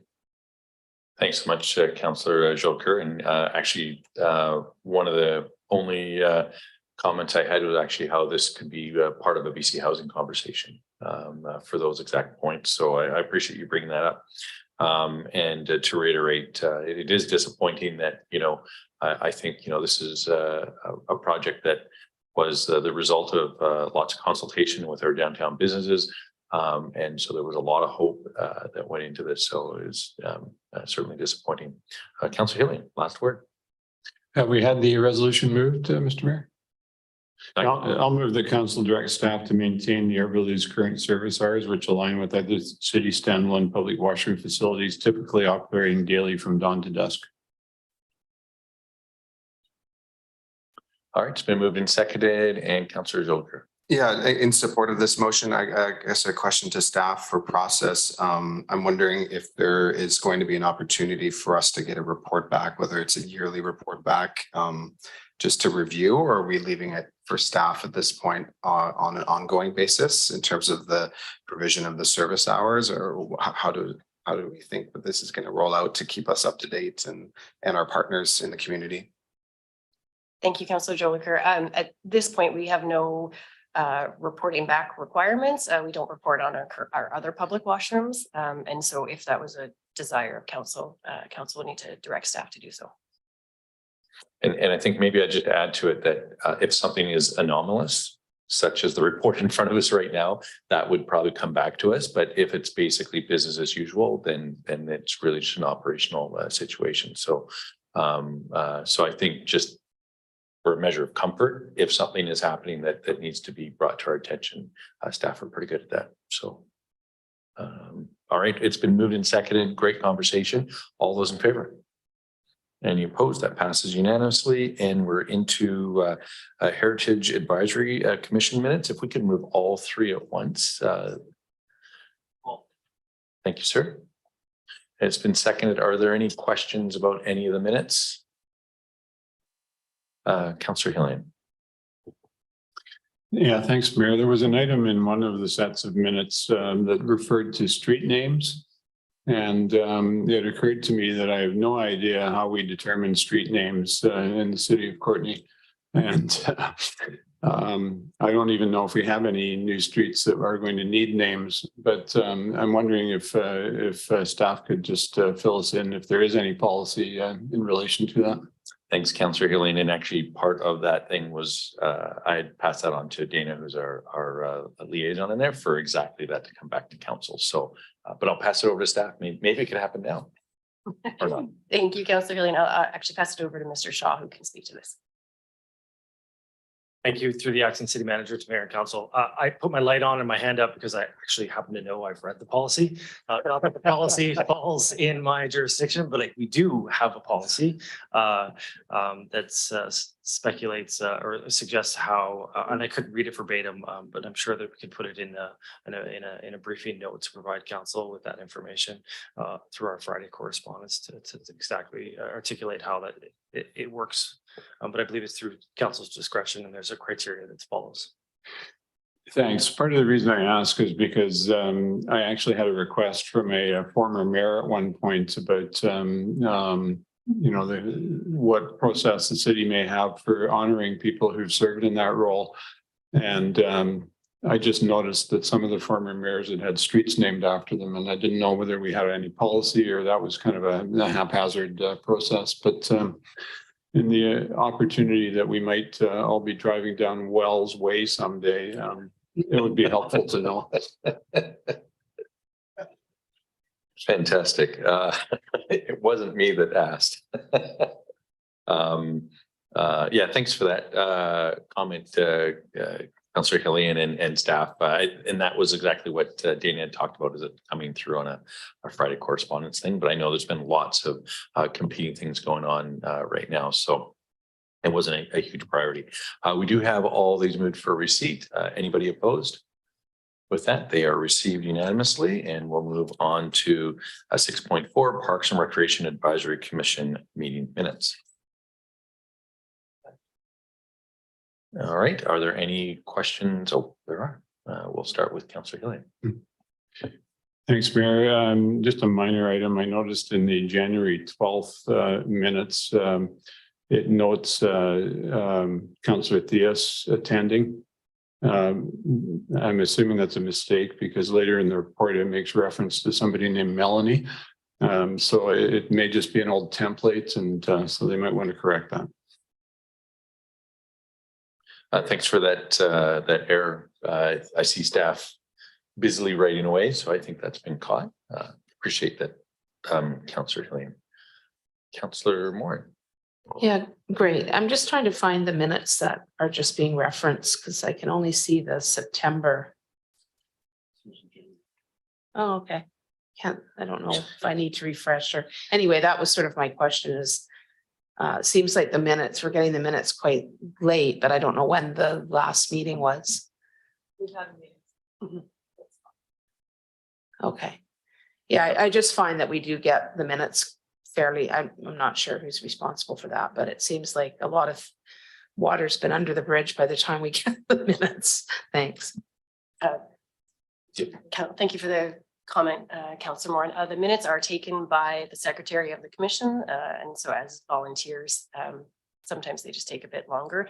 Also, the commission, their meetings are typically every 2 months, but in this case, we had a significant gap and then the changeover in directors. But I know also that Ms. O'Connell is bringing forward some review of committees and commissions will then outline requirements for when minutes come forward. So hopefully there'll be an improvement in the future. And with that, I'm going to pass over to Ms. O'Connell. Thank you through the acting CAO. I just wanted to clarify with Councillor Hillian when he doesn't see that amendment in my set of minutes. The amendment would actually have to take place at the Heritage Advisory Committee, not here. So I would leave it to the director who is in support of that committee to provide the information. And acting CAO Saunders is correct. On the procedure bylaw amendment you have on the agenda for tonight, we're creating a standardization of that process. So all of the minute standards and the way they're taken, as well as the way they flow to council and how they flow and when, will be determined by the corporate officer moving forward, considering the corporate officer for the city under the community charter is actually the individual responsible for the accuracy as well as for the approvals of those minutes. So thanks so much for that. And And with that, Councillor Schulker. Thanks, Mayor. In the minutes from one of them, I think it's the January minutes, was reference to the committee engaging in process of looking to diversify its membership. And I'm wondering if there's an update either from staff or from our council colleague who is on this committee that can speak a little bit to that. Sorry, which one was that? I think it's the January 12th minutes. Yeah. At the bottom. Okay. Yeah, last page. Second bullet point after under other business.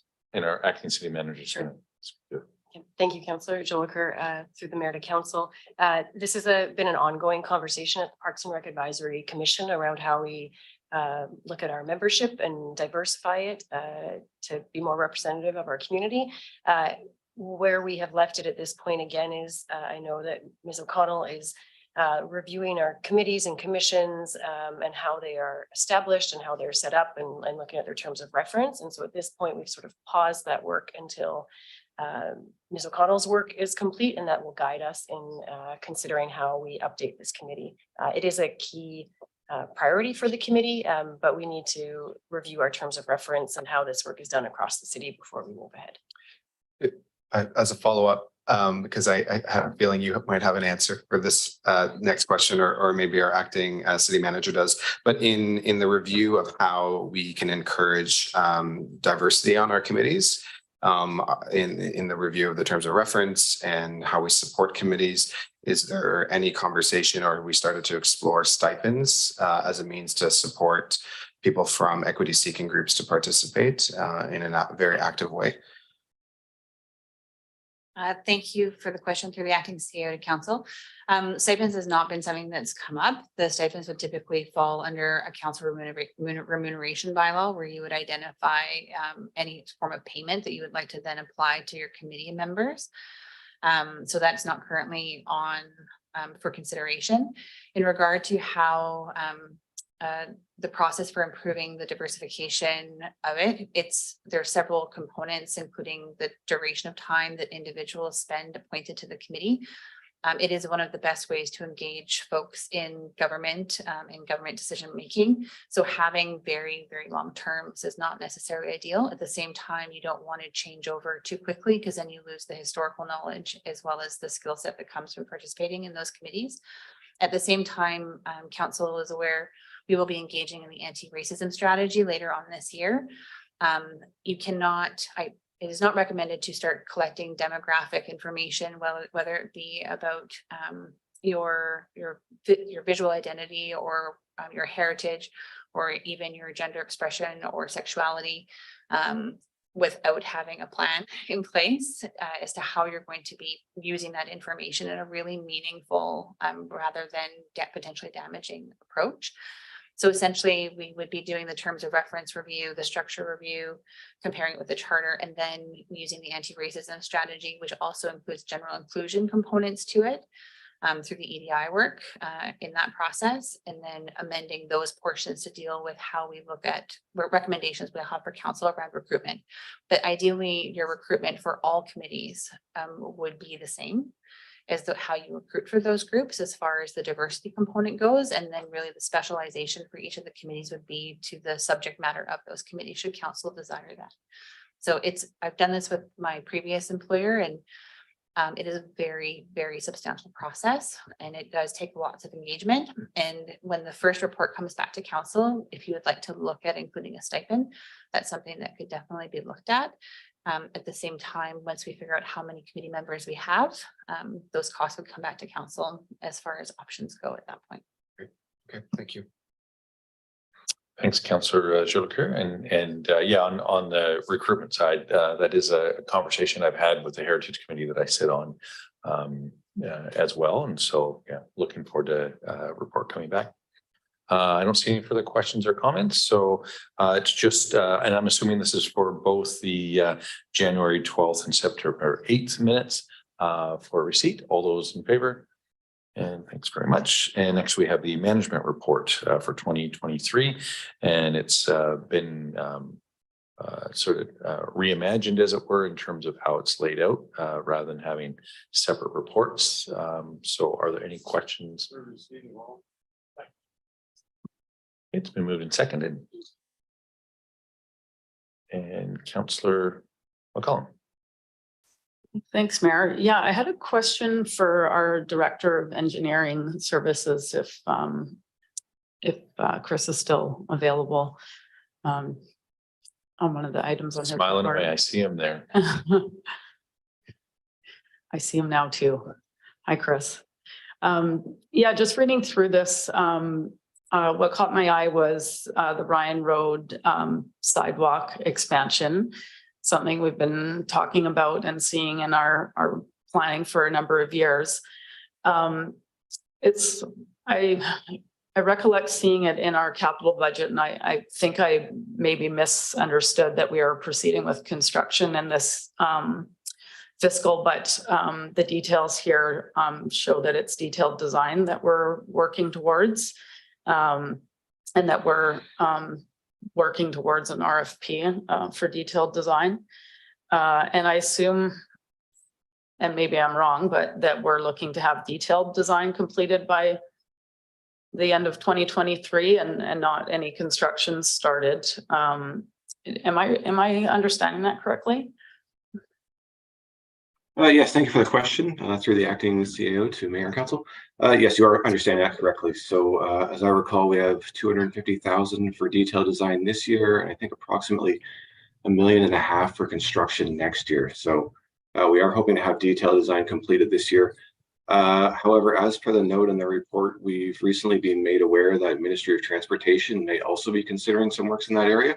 So we're hoping to liaise with them and leverage any synergies. So it may not proceed as quickly as we would like, but the outcome may be more beneficial for the city of Gordy. Yeah, thanks for that explanation. That would be great if we could get some partnership with Modi on the expense, because it's pretty significant for the distance that we're talking about. Although, I mean, it is, you know, it's a really difficult area to see people walking on the side of a 4-lane highway, combined with bike traffic roaring down the hill. And then the idea that come next spring, we're also going to be receiving all the outgoing incoming traffic from Comox coming down that corridor. It's not going to be a good situation. And then I guess my other question around that is there's a mention of construction timeline to align with the CBRD conveyance project, but I would assume we wouldn't want to do any kind of traffic interruptions at all in that area while we're receiving the detour from Dyke Road. So when you say align, do you mean align like consecutively rather than concurrently, or what's the thinking there? Yep, great question. That could have been worded better.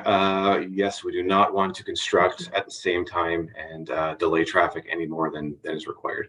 We understand the conveyance project will impact traffic significantly for the valley, and we do not want to add to that. And so the expectation is it'll probably land after that project. We're still working to understand the conveyance project timelines, but yes, most likely. If we can fit it in there, working with Modi, then we'll do our best to get it done as quickly as possible, because we share the same concerns that you've raised. But realistically, it may have to come after the conveyance project. Yeah. Okay, yeah, thanks for that explanation. I appreciate it. Mm-hmm. Thanks, Councillor McCollum. And next we have Councillor Jolicoeur. Thanks, Mayor. And thanks for these reports. It's nice to see and for the public to be aware of all the great things that we're doing in the community. I guess I've got two questions. One for one that's found in the Director of Corporate Services. And you just shared a little bit about the anti-racism work that we're doing, and under prohibiting discriminatory language, the communication policy as an emerging, we're almost done. It says 80%. I'm wondering in there, you specifically mentioned anti-racism training.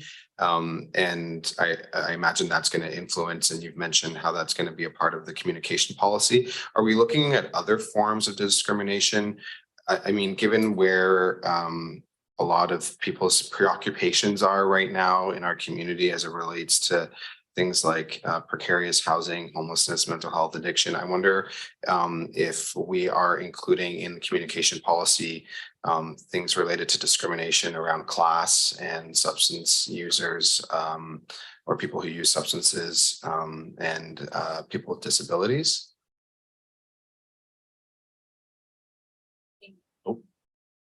Thank you very much for the question through the acting city manager to council. This one came in advance of the anti-racism strategy resolution. So this actually came because we were starting to see some very negative backlash to some of our more inclusive activities we were sharing on social media. So it's essentially the drafting of the policy to include language within some of our more sensitive communication campaigns to basically say that type of response will not be stood for and essentially call it out within the public realm. As far as the training goes, the anti-racism component and why that training was highlighted at the beginning was because I needed my communication staff to be aware of that before we start engaging in the anti-racism strategy development. As part of their ongoing professional development, they do attend programs related to accessibility in regard to individuals who are hard to reach at times or anti-stigma types of language. It is something we're mindful of, but not necessarily something we have a policy on. Again, this is something I would imagine would come out of the anti-racism and EDI framework as part of general inclusion. I will say as practice, there is a concerted effort to not write or communicate in a way that would enhance or create stigma or further support stigma within the community, but it's not formal at this point. Yeah, and I guess I'm not as concerned about our communication, but so much more concerned around the communication in response to ours. And you mentioned social media. I think about responses to some of the activities, some of the great work we're doing through strengthening communities and the post around the Pride sidewalk yesterday. Does this communication policy also speak to how city operations engages through social media with the public through comments? Yes, sorry, thank you for clarifying.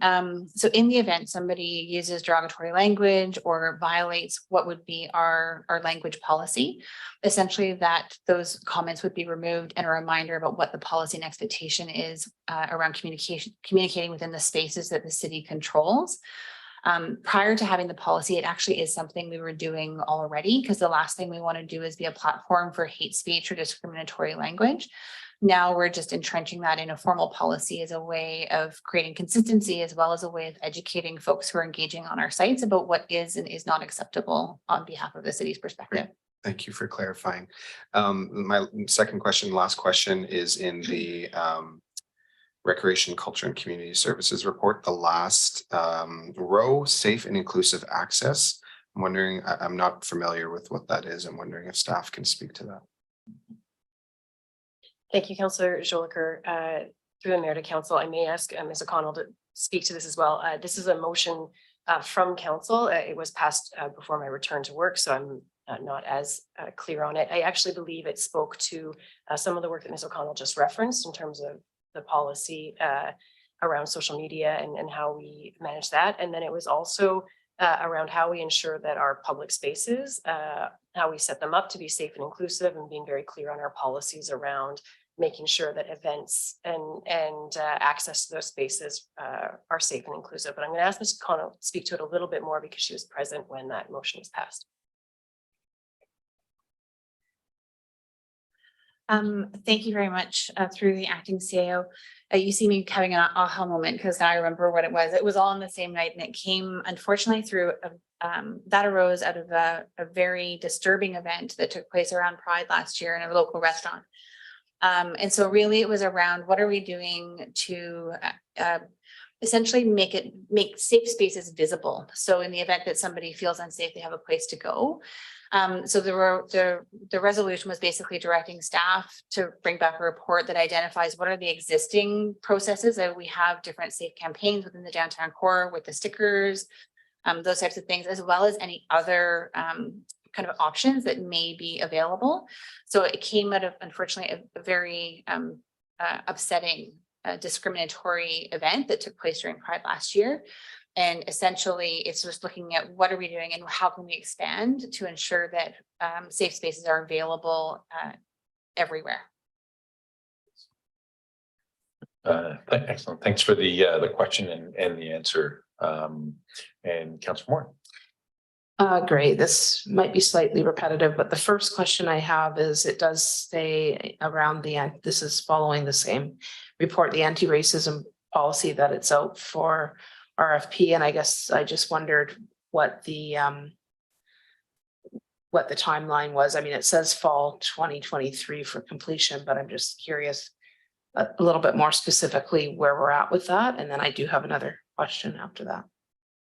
Thank you, Councillor Moran, through the acting city manager to council. The RFP isn't out yet. The RFP is currently in development. Right. It will take time to have it posted, to go through the responses, as well as to go through and award the contract.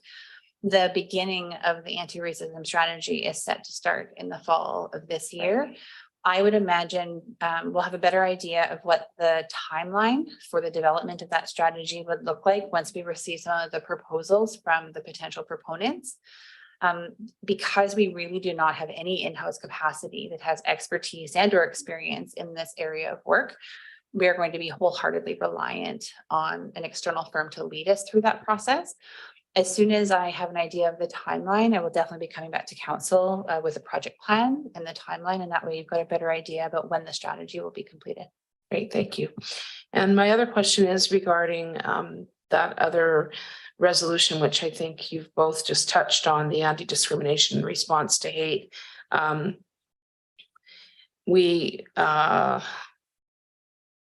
It does say, whenever appropriate, City of Courtenay state in both verbal and written materials that racist, homophobic, and other discriminatory and hateful beliefs and actions will be condemned, which I believe we are doing through our social media. If something like that does occur, I think it's difficult because we really can only comment on comments that are made on our social media. So if there's a press release, as we've seen a lot in the last few days, a press release about the City of Courtenay that's on, a media page, there certainly is a lot of hateful comments on those posts, but that's not up to us to moderate, even though it does, it may revolve around city business. So it's unfortunate, but I think, I believe that the only way we can really comment on that is through our own social media pages. And the other piece, of course, that was mentioned was that staff report back on the options to create or enhance access to safe and inclusive spaces. So I guess that's a piece that is still kind of in development. Thank you, Councillor Moore, for the question. Yes, that piece of work is still underway, and to be honest, is a piece of work we're just trying to manage within the current. Yeah, for sure. Priorities. Yeah, I think though, just to Councillor Jolicoeur's point, that whatever we can do to be more robust in calling out we certainly, I think, respond to incidents that occur. The resolution was part of the intention was to be very proactive, and if there is a way for us to look at kind of that sentiment in the community towards particularly people living in poverty or who are unhoused, it is quite disturbing what we're seeing on social media, and whatever we can do in our messaging to really take a stand on that, I'm hoping that we can do. Thank you. Thanks very much, Councillor Moore. I do appreciate it, and I'll speak a little bit to a meeting that acting CAO and I had with our medical health officer in terms of some of the resources she had as well. So really appreciate you highlighting that. That being said, the only question that I had around things, it's not really even a question, just really wanted to highlight that we have those brand standards coming forward. Really looking forward to that. But also really appreciate in these reports when it's a question of staff capacity that's being highlighted. Really appreciate that, that really shows us that if something has to be paused, that we know exactly why that's happening for sure. Lastly, really just want to give a shout out to our acting city manager, the rec culture and community services, just the way that it's laid out and the way the shading is for the percentages. I know it's a small thing, but it makes it really quick to kind of look to see where a project is or isn't. And so just really, I've seen the evolution of this management report over the years, and just want to say that it's certainly something that's very readable and as I think has been evident from this discussion, very useful. So with that, it's been moved and seconded. All those in favor? And that's unanimous. And we'll move into the Strengthening Communities Grant update.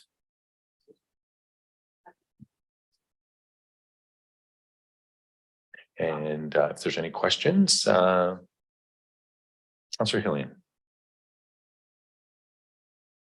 Oh, sorry. Councillor Joe. Oh, it's me. Totally my fault. I was looking there and. Are staff speaking to it or no? Yeah, Okay. you can ask questions. Okay, I'll start with the question then.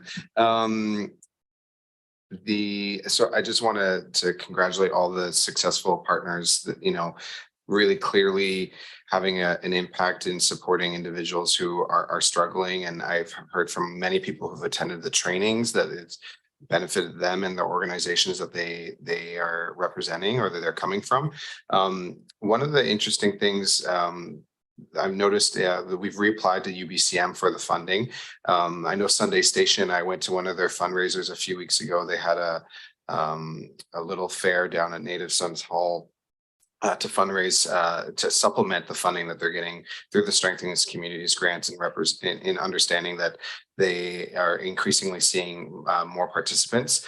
The staff report is really useful, I think, both from a council perspective and us understanding the impact of this and in the region. But I think also one of the things that, in some of the things we've talked about tonight and the pushback we're having from community is the numbers of people that are being supported, 10,892. That's a significant amount of individuals in our community that are accessing services that are really benefiting them, whether it be food or shelter or safe health and social services. I'm curious, I got two questions. One as it relates to the upcoming UBCM application that's gone in, and it states in the staff report that on page 2, the last paragraph before metrics, around the UBCM additional funding for a 1-year extension.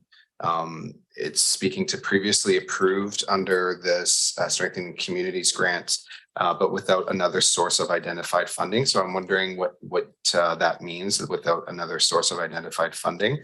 And then as it relates to under the beginning of discussion, all those amazing activities that the grant is supporting, specifically, I'm curious, and I know that I spent some time with staff speaking about this, but curious if if we're successful in receiving a year extension and further funding, the fourth bullet, community engagement and anti-stigma outreach activities, and it speaks to the good work that Sunday Service is doing.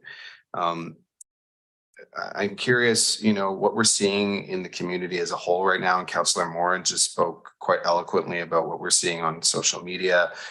I am wondering if there is an opportunity if we are successful in having further funds flow through to the Comox Valley, if we can explore other ways in which we can do anti-stigma outreach work. I don't want to predispose what my ideas might be of what that is, but I do wonder, and I do have fear that, the stigma that we're seeing, at least on social media, might move beyond that. And we don't have to look very far from Comox Valley to see some acts of violence perpetuated against individuals who have challenges in our community. And so I got that question. And then my last question, so just 3 questions, is this is great. Are we able, and I know that we have a website that shows all this, which is amazing. But I'm wondering if there is a plan for our communications staff to take this and run with it, to tell the good story of the work that's being done through social media, maybe other forms of media beyond the website that houses all of this. And I'll just maybe comment that if you've got 3 questions, it might be easier for staff if you do them sequentially, because otherwise they have to hold it all. Anyways, I know our staff are very capable, so I'll hand it over to our acting city manager. Perfect. Thank you. Through the mayor to Councillor Jolicoeur. In terms of your first question related to the statement that says the funding request is for those activities previously approved, but without another source of identified funding, what this speaks to is that since the Strengthening Communities Grant was originally approved, BC Housing in particular has started to fund some of the activities that were previously funded by Strengthening Communities, so the overnight shelter. And as such, we did not reapply for funding for those activities because the province is now funding them. That's so, and it's really limited to the BC Housing funding for shelter. In addition, in our conversations with UBCM before we put in our extension and funding request, which we have heard back from them that the request is now with the province. And so we are waiting for the province just as a bit of an update. We received very clear and specific direction that we could not change the scope of the activities that are funded under the grant. So this could only purely be an extension of the activities already funded under the grant. So to your question about community engagement, anti-stigma outreach activities, the amount that we received before, and I'm off the top of my head, is around 50,000, and that includes outreach, not just anti-stigma. That would be the same amount we have requested, and the activities listed under there, we would only be able to act on the ones as they were described in the original grant application. There's some flexibility in there because we've talked about anti-stigma, and so the coalition and our nonprofit partners may have ideas of how they want to do things a bit differently, but it has to fit within the original description of activities and what was originally approved. We're not able to add or change any of the activities. So it is limited in scope, and the priority really is how do we continue to fund the things that we funded through the grant. And just in terms of communications broadly, so of course this will go to our local government partners once it's received by council, and so it'll be shared that way. I can speak with our Director of Corporate Services to see what capacity our communication staff has to share a little bit of information. More information is on the website, so there are more statistics. And then if the grant expires at the end of June, as it's currently planned, there will be a final report and there'll be a lot more information available at that time. And of course, we could talk to our communications department about capacity for sharing that story a little bit more broadly. Excellent. Great answer. I think you caught it all. Next, we have Councillor Hilling. Thank you, Mayor, and thanks to staff for the report. I just want to get clear on one thing, and then I have another question related to the security at the Connect Center. Did we have any sort of council resolution around applying for an extension, or was this just a kind of a given that it would take place? Thank you, Councillor Lane, for your question. No, there was no resolution by council to apply for the extension. Okay, you know, I'm just wondering if there is any thought at the staff level about making that an open question. You know, given the challenges that we've had downtown related to the Connect Center, the ongoing attempts to get BC Housing to support a different location, you know, whether or not we need to reevaluate the whole process and the funding that's attached. I just throw that out as a question because it seems to me it's not something that we actually have fully discussed. You know, to what extent the city would continue to be the active participant in driving these programs. Thank you, Councilor Hillian, for the question. I can speak to one part of that question, and that would be that our arrangement, we have two agreements really around Connect. So one as the landlord of the building that the Connect operates out of. So that's one opportunity where council has authority over, of course, how that space is used and who it's leased to. We currently have a lease with the Transition Society for the use of that space. That is separate and distinct from the grant funding. BC Housing has committed to annual funding for their shelter in a substantial way. They do support both their overnight and their daytime shelters. So if council was to say that they do not want to proceed with this grant, the Connect Center would continue to operate in that space with BC Housing's funding. It would look a little bit different because they'd have a little bit less resources, but BC Housing is funding a 24-hour operation in that space. Sure. I mean, I certainly don't want us to not have access to the programs that the funding will support. But my concern is that I think we've seen evidence in recent weeks that BC Housing and the province are taking for granted that we will provide this center. And I don't have 100% confidence in the efforts that they may be making to help us relocate it. So I think we'll continue to get questions from our community about you know what where our accountability is within that picture to you know to be a willing partner in that whole process if we continue to have the management problems in the downtown area that we're having. And a somewhat related question, one of the things that comes up really frequently in inquiries from people downtown who are having challenges is what the actual role is of the security staff at the Connect Center. I know that those questions in general are referred to the operator of the Transition Society, but I'm just wondering what our understanding is of the role of security. I've heard it both from people in business as well as from people in this council of a fairly passive approach to challenges that come up, whether those challenges relate to antisocial behavior or drug dealers pulling up in big cars or whatever. And I don't want to go on the basis of hearsay, but as I say, these are reports that come from credible sources. Thank you, Councillor Hillian. Just before I go to the second part of your question, we have had, as staff, very clear conversations with BC Housing, as had the Transition Society, about the lease at Connect. So BC Housing is fully aware that is a lease that is renewed on an annual basis and that it is a temporary location. So BC Housing is fully informed of that. I respect your comments. Just want to share that is something staff have made very clear, as has CVTS as the operator. They also know that it is a temporary location. In regards to security, it definitely would be better for the operator to be able to speak to that. What I can say is the security is there for the operation of Connect. They're hired by CVTS and for the purpose of supporting that program. They are not security for any other services or any other issues that are happening in the community. So they don't have any authority outside of the Connect program or Connect facility. So the facility they're inside, as well as just that outside part. They're also there to support, of course, the safety and security of the patrons accessing those services and their staff. So they would have very little to no authority over folks coming to the parking lot. I know that CVTS is in constant communication with the RCMP on any issues that are beyond their scope to be able to respond to. Thanks very much. Appreciate that. Thanks, Councillor Hillian.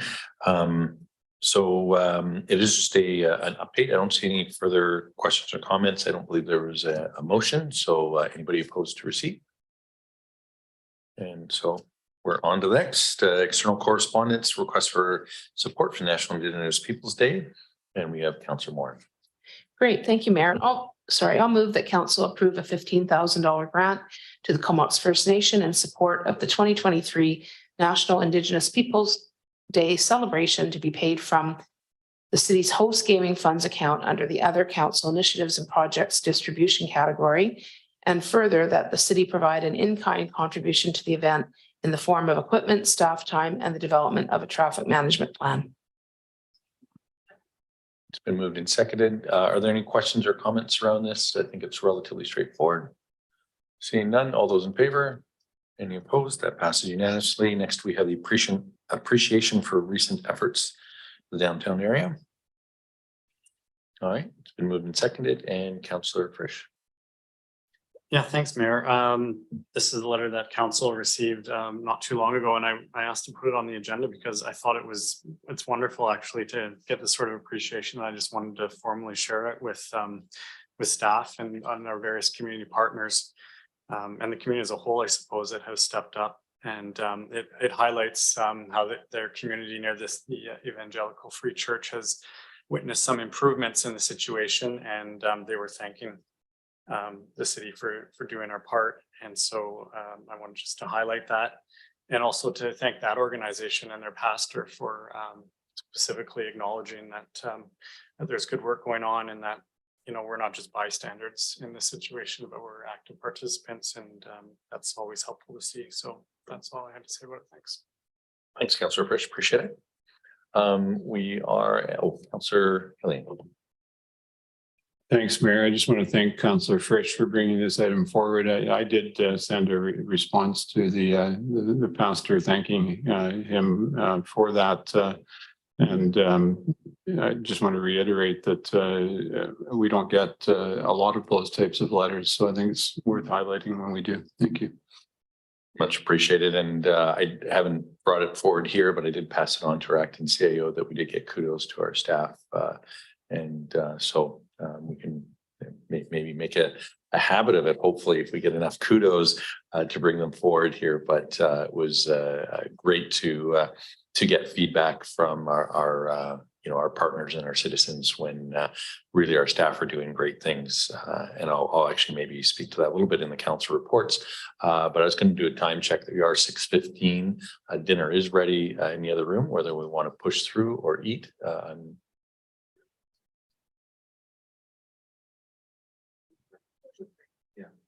Okay, sounds like we have we'll take a break for. Oh, we got a vote on. Oh, I thought it was just for receipt. Oh, anybody opposed? Okay. All right. Obviously, I think we need a little bit of num-nums, so we're going to take say a 20-minute break.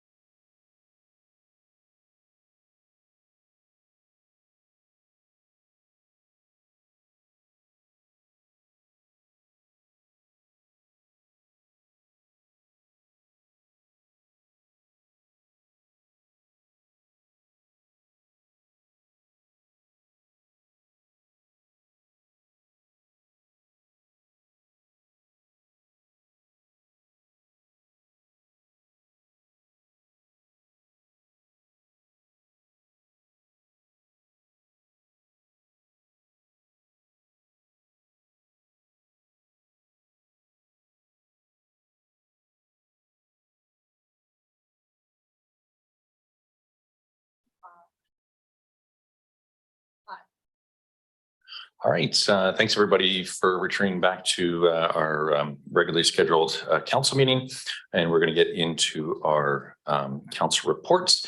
Councillor Cole Hamilton is not able to make it to our meeting tonight, but I do just want to announce that he was elected to the BC caucus of the Federation of Canadian Municipalities, and just really proud that he's going to be representing BC and our community at the federal level. So thank you for stepping up for that. Councillor Frisch. I just want to say I don't really have anything to highlight, but it's in my report. Excellent. Thanks for that. And Councillor Hillian. Thanks, Mayor. I have filed a full report, but wanted to add that something I missed on that report. On behalf of the city, I attended the Alzheimer's Walk on Sunday, and first time I'd been to that event. It was very well attended, and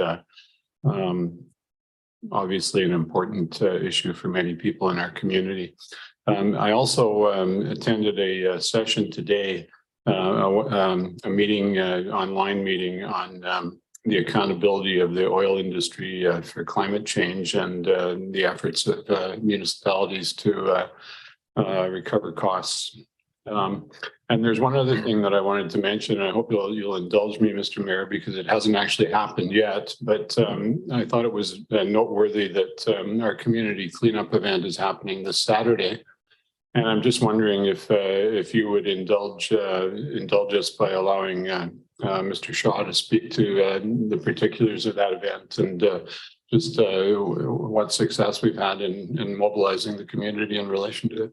Fantastic. I think that's great. And really want to recognize yourself as well, Councillor Hillian, for bringing that forward. And I think it was Tom Pater from the community who brought that idea forward. So Mr. Shaw. Thank you for that. Through the acting city manager to mayor and council, appreciate Councillor Hillian bringing that forward. Yes, the first community cleanup event to be hosted by the city is, as Councillor Hillian indicated, June 3rd. We'll be meeting, the location of the meeting will be at Harmston Park or 832 Harmston Ave in Courtenay.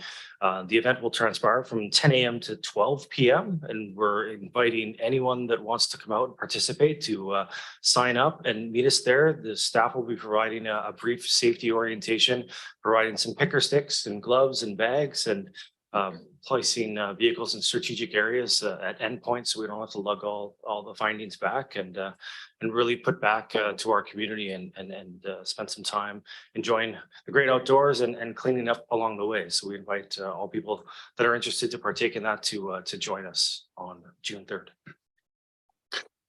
And I'd just like to thank Mr. Shaw and his staff for organizing that, along with, it's a busy week for them, because last night was a Mile of Flowers, which I also took part in, and big kudos to public works staff for all the work involved in that community event. Thank you.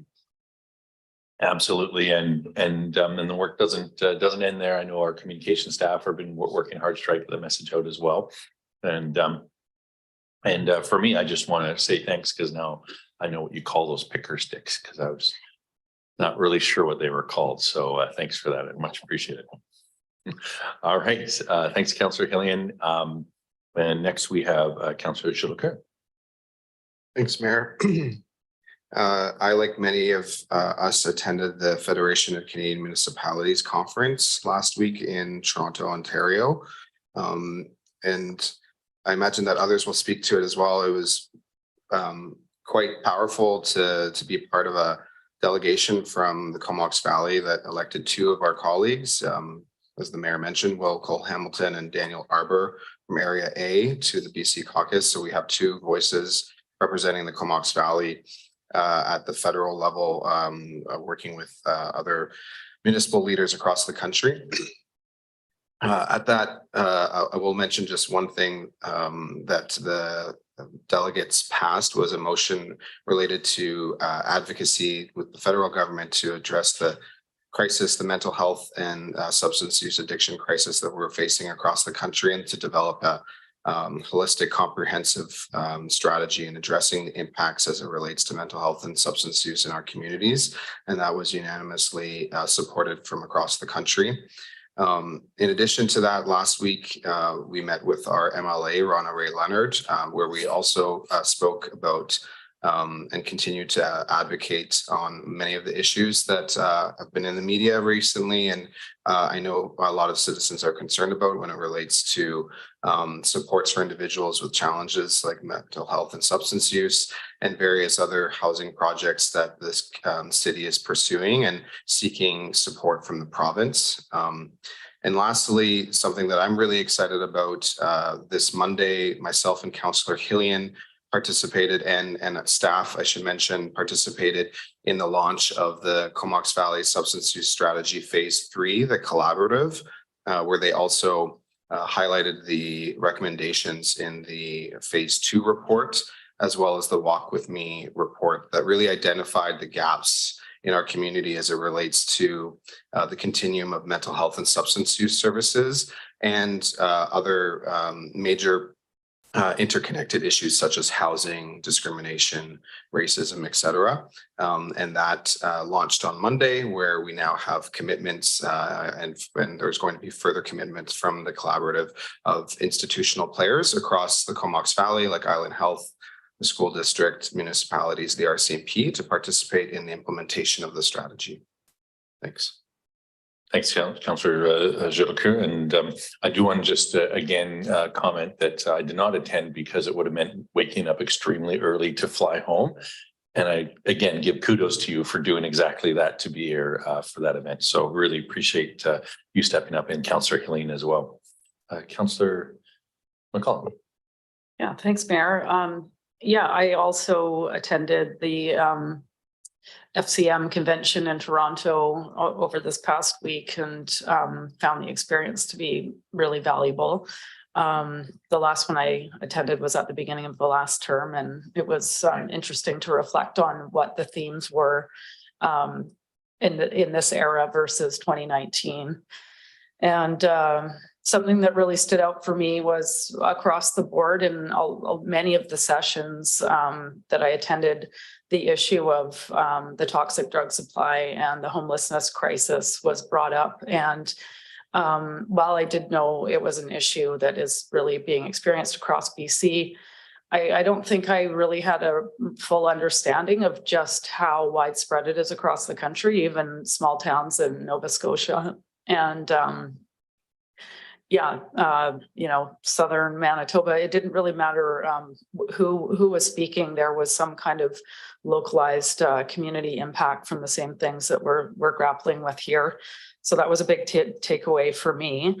The other theme was what Councillor Jolicoeur mentioned already was municipalities really struggling with the current fiscal framework in which we're able to fund all of the demands and needs of our communities, and that we're in need of more ways to fund services and the responses that we're required to have, both on the social level, but also in response to climate impacts, whether it be fires or floods, and preparation for a changing climate.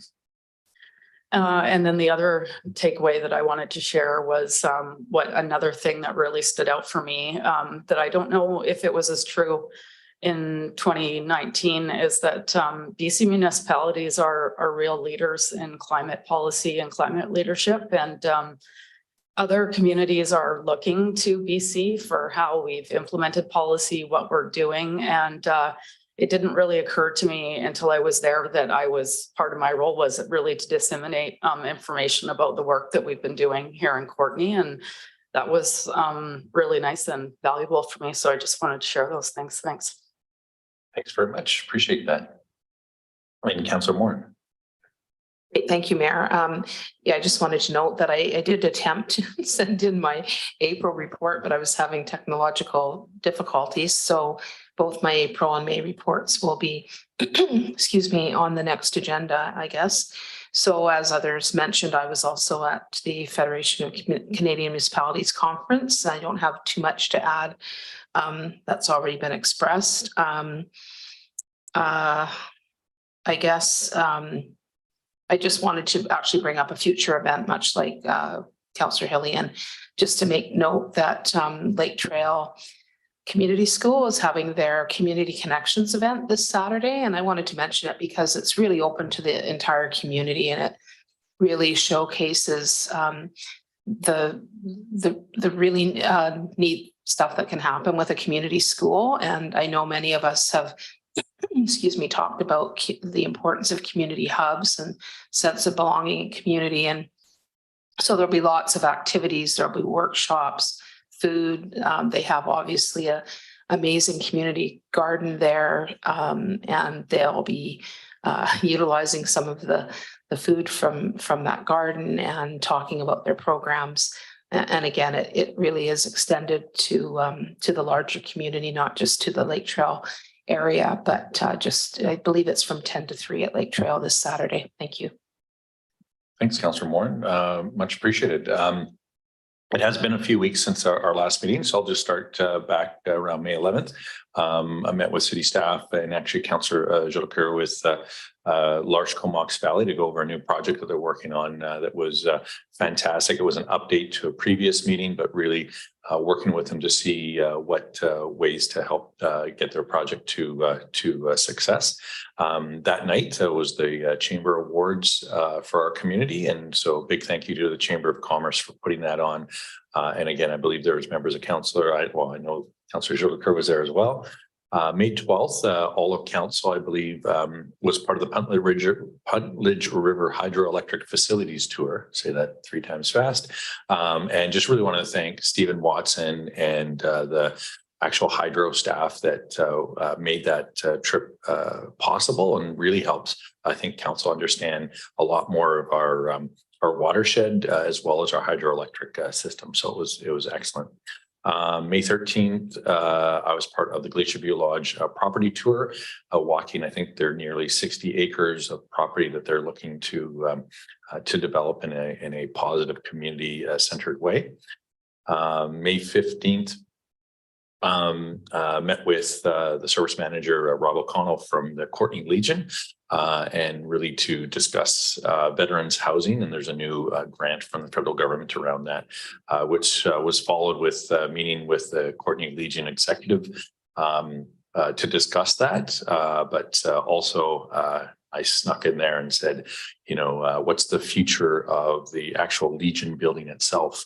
Looking at places like Esquimalt, where they've actually redeveloped it. So it's a Legion, but it's also can be housing above. So that created a great conversation there. May 16th, traveled to Port Alberni to meet with Mayor Sherry Minions. And again, pretty much, I think all of this, Councillor Jolicoeur was along with me, where we checked out their community safety office, as well as several housing developments they had underway or were completed, and really were able to share some best practices between our two communities. May 17th, we had our Leaders Collaboration Corner with all the leaders in the Comox Valley discussing the Comox Valley Housing Symposium and some of the options that we have coming later this year. May 18th was the city staff safety barbecue. And I just want to highlight that we have amazing staff that are totally focused on safety. And that's been reported back, not just in numbers, but also it actually has a benefit to the city, even from a financial perspective on our insurance. Attended the Mark Isfeld bursary tea. And again, our student that was chosen was absolutely amazing. Very committed to the community, part of Interact, plays rugby, works with Special Olympics, all sorts of things. And was just an honor to be able to sit and chat with her and present her with her award. May 19th, I attended the RCMP camp graduation, where we had 17 students graduate from the RCMP camp. It's actually a boot camp. The best part of that graduation is as the chaperone, I didn't have to get up at 5 o'clock and wake everyone up in the morning, which was great. We also had a meeting with our MLA quarterly meeting to discuss some of the ongoing challenges and opportunities that we have around housing, mental health, and addiction supports. And then May 26th, another Island Health update. And we're getting an update on our inhalation site as well as staffing, and Councillor Hillian was able to secure a letter of support for our PACT application. So again, really effective meeting there. All right, almost done. Presentation of Rotary. I think that was just yesterday, and then the Courtney Rotary Club, and talking with many organizations this time of year. Last night was Mile of Flowers, and again, just absolutely inspiring to see how many people were out there. Staff were just absolutely happy and having a great time, and thousands of plants were planted to welcome people when they drive into our city. This morning at about 7:00 a.m., I did another presentation to the Strathcona Sunrise Rotary Club. Again, great club that works well with the city. Also had a meeting with our medical health officer where we talked about regulated versus unregulated substances and some of the speaking points and facts around that can be really useful, like paradox of prohibition, and followed up on that PACT letter of support. And then lastly, just the Federation of Municipalities. That was just an amazing event, and I just really want to highlight some of the highlights, I suppose, of the Climate Caucus, which has gone from a handful of members to over 600 nationwide. Getting great information on the Green Municipal Fund, where I was taking photos, texting it to staff to see how we might be able to utilize some of those things. I think was already mentioned the new municipal funding models, which I've been pounding that drum for about 8 years now. So hopefully something happens. And really one of the really inspiring things, Michael Moses, one of the newly elected folks from Williams Lake, and Tennille Johnson, who's actually from Campbell River. They were part of starting what is going to become the first Indigenous caucus for FCM. So really great to see how new people are coming in and bringing that energy and modernizing even an old organization like FCM. And with that, I'm all done. I almost feel like I got to turn my mic off, but we have other things to do. So we'll get into council resolutions. And 9.1 is the acting mayor schedule. Councillor Hillian. Thanks, Mayor. I'll move that council adopt the acting mayor schedule as laid out in the report. It's been moved and seconded. Any questions or comments? Seeing none, all those in favor? Any opposed? That's unanimous. And 9.2 council appointments. Oh, yes, sir. Councillor Joker. Thanks. I didn't mean to do that. Sorry.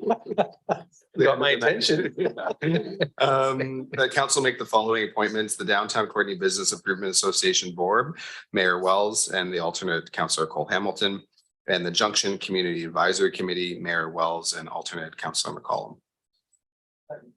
It's been moved and seconded. Any questions or comments? Seeing none, all those in favor? Any opposed? And that passes unanimously. And then we'll go to 9.3, which is a Horizon report from May 29th.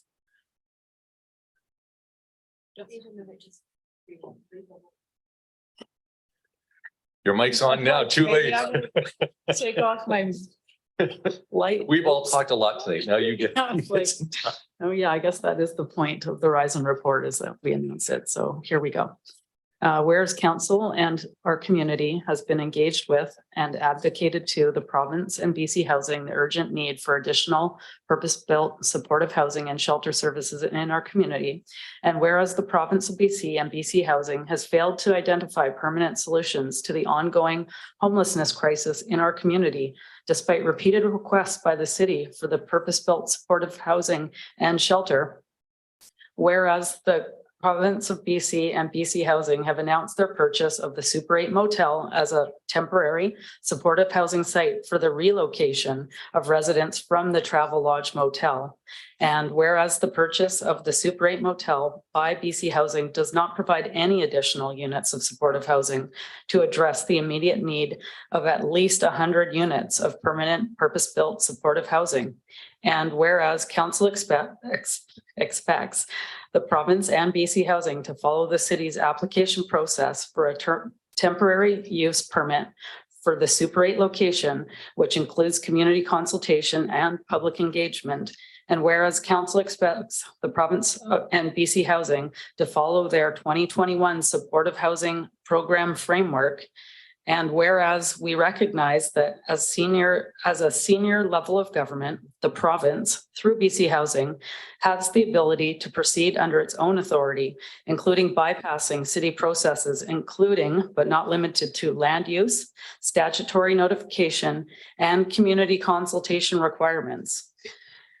And therefore, be it resolved that staff be directed to send a letter to BC Housing conveying council's expectations that BC Housing follow the Local Government Act, the city's development application procedures bylaw, and the 2021 supportive housing program framework. And be it further resolved that BC Housing, be it further resolved that council demand BC Housing commit to expediting the development of a permanent purpose-built shelter and additional permanent, purpose-built supportive housing in the city of Courtenay and report back to council with a plan by October 27th, 2023. Yeah, I don't think so. Do we want to break this up or am I going to keep reading? It's quicker if you do it. Okay. All right. And then further resolution was that delegation to Victoria to meet with the minister responsible for housing. The council send a delegation to Victoria to meet with the Minister of Housing to be comprised of the mayor and the city manager to discuss supportive housing needs and expectations of the city of Courtenay and convey the concerns of the city and the community directly to the minister responsible for housing, and that the city of Courtenay invite delegates from the town of Comox, the village of Cumberland, the Comox Valley Regional District, and the Comox First Nation to join the city in their delegation to speak with the Minister of Housing. Further, rise and report that council rise and report from the May 29th, 2023 special in-camera council meeting by directing staff to issue a media release outlining the following: that a letter be sent to the province and BC Housing, including the city's expectations that BC Housing will follow provincial legislation and city processes regarding the Super 8. The expectation that BC Housing move beyond temporary solutions and commit to the creation of permanent solutions to address the homelessness crisis in Courtenay, including purpose-built supportive housing with wraparound services, as well as a purpose-built shelter. The benefits and impacts of supportive housing, that the city of Courtenay is demanding BC Housing commit to expediting permanent purpose-built supportive housing in the city of Courtenay and report back to council with a plan by October 27th, 2023. That the following three motions be added as late items to the May 31st, 2023 council meeting agenda for public information. Motion 1, response to BC Housing Super 8 purchase. Motion 2, delegation to Victoria to meet with the minister responsible for housing. And motion 3, rise and report. Fantastic job. Fantastic job, Councillor McCollum. I appreciate you taking one for the team there. I think I want to really thank council for all their work and staff for stepping up and helping us through this difficult time. Councillor Hilling. Thanks, Mayor. This is obviously a difficult situation that we've been thrust into, but I hope that the community sees by the motions that have been brought forward tonight that council takes this seriously, that the BC Housing purchase of the Super 8 was not in fact our plan. We don't see it in any way as a significant solution to the challenges we face, as has been pointed out by others on council. It doesn't add one single new housing spot for people who are unhoused. It simply moves people from the travel lodge. But of course, we're stuck between the desire to push for permanent solutions and the needs of the people who are impacted most directly at this time. And without prejudicing anything that may come forward, I think it's just important for the community to know how seriously we take this whole situation and how hard our staff and council members have been working come up with the best solution for all concerned in our community. Thank you. Yeah, thanks so much for that, Councillor Hillian. And again, I just want to recognize council staff and especially our city manager who has been working with BC Housing and the Ministry of Housing nonstop for well, frankly, years. But especially over the past few months, we've been able to meet with the Minister of Housing quite a few times, which is fairly unprecedented. And really tried to articulate what is best for our community. So thanks for those comments, Councillor Hillian. Councillor Jolicoeur.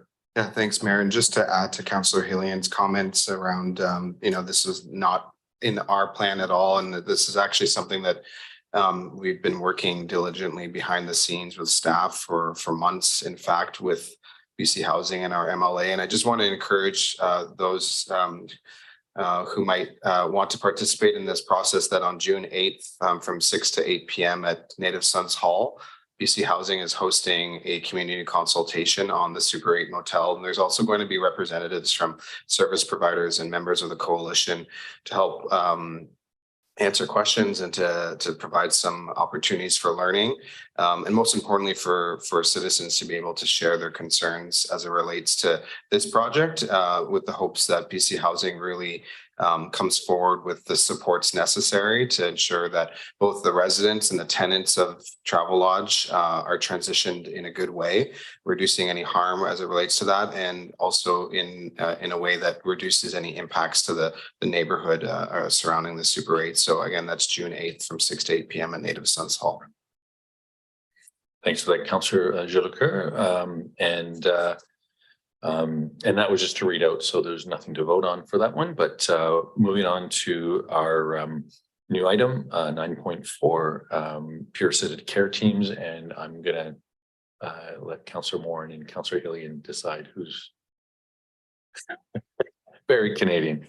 Councillor Morin. Well, I'll read out the motion. I'm sure Councillor Hillian will speak to it as well.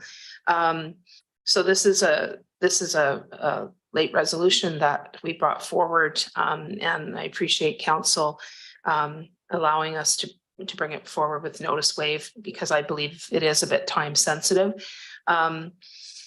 So I'll just read it out. Peer assisted care teams, PACT for short, submitted by both myself and Councillor Hillian. Whereas the Canadian Mental Health Association is expanding peer-assisted care teams, PACT, to respond to people in distress as an alternative to the RCMP and to provide a community-based, client-centered, trauma-informed response centered on the mental health and well-being of the affected individual, their family, and their community.